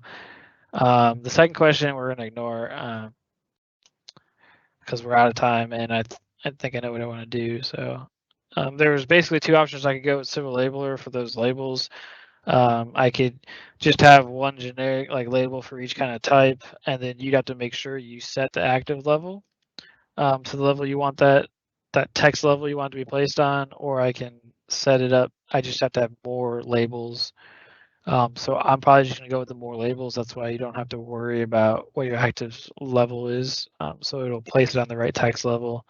There'll just be a couple more labels there to choose from. To be kind of that text level specific, like drainage text level versus sanitary, the electrical text versus water text level, just those things. So don't worry about the second question. I think you guys would prefer me to, you don't have to worry about the active level anyways, so I'm going to go that route. But So I know we still got like 165. We dropped a little bit for all the non-drainage people, but just curious if you guys think that's useful or not. If I should add that additional property in right here for utilities specifically. I don't know how useful it'll be. Oh, I forgot the last question. Okay, so while people are filling that out, let me quickly go over this last thing is analytics, right? I think I've gotten this question a lot. So Mark mentioned we have a success play with Bentley. We are going through all of our analytics side of the software and just making sure what we had is still good and finish setting it up. So this next push is going to contain some gutters, ditches, channels, cross sections are going to be set up. Prototypes have been checked over, modified. Where we are at now, we're coming up to the end of our success play with Bentley, where we're going to be looking over kind of the results and maybe formatting of flex tables and try to get kind of output that the office hydraulics would like to see. So that's where we were at. And I should mention office hydraulics have been involved this whole time with the success play, going through the analytics. So the next steps, I'm going to be push out the DGen lib this week. It's going to have a ton of those updates. We're not quite done.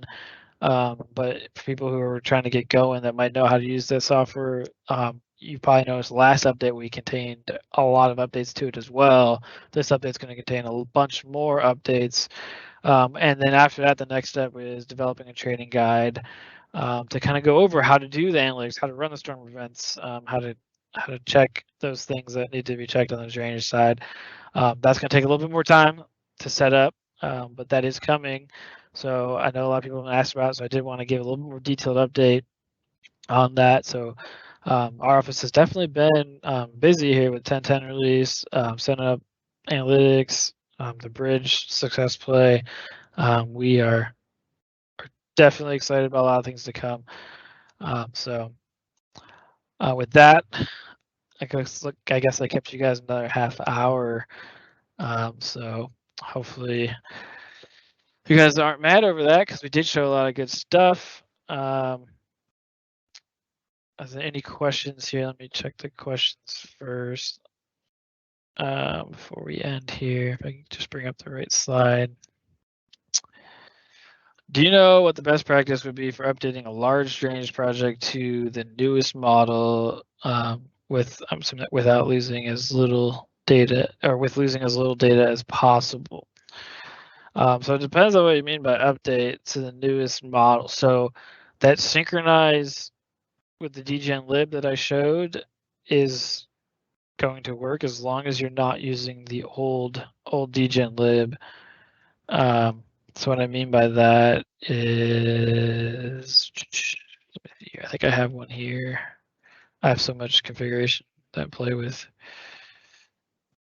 Nope, not there. Where'd I put that? So in our standards, you'll see that there's an old DGen lib and then a current DGen lib.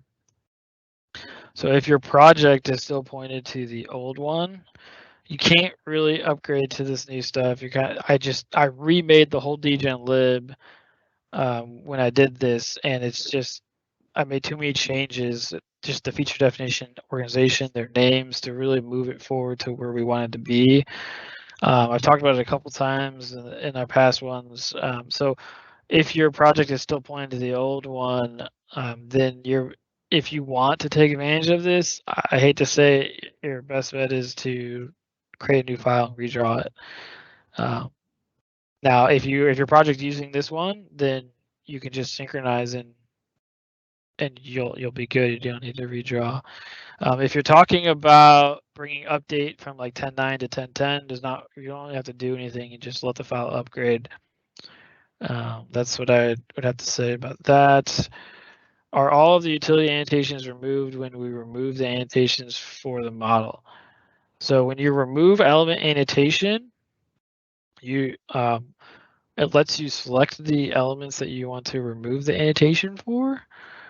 So if you select them all, than it would, but I believe there's now a checkbox to remove all. I had double checked, not on top of my head, but I thought there was a checkbox to just remove all. But yes, you can. It's just in the options.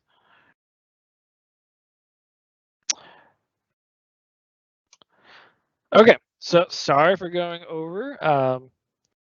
As always, you can submit a service request to us if you have some additional questions. I will be posting this. Give me a day or two.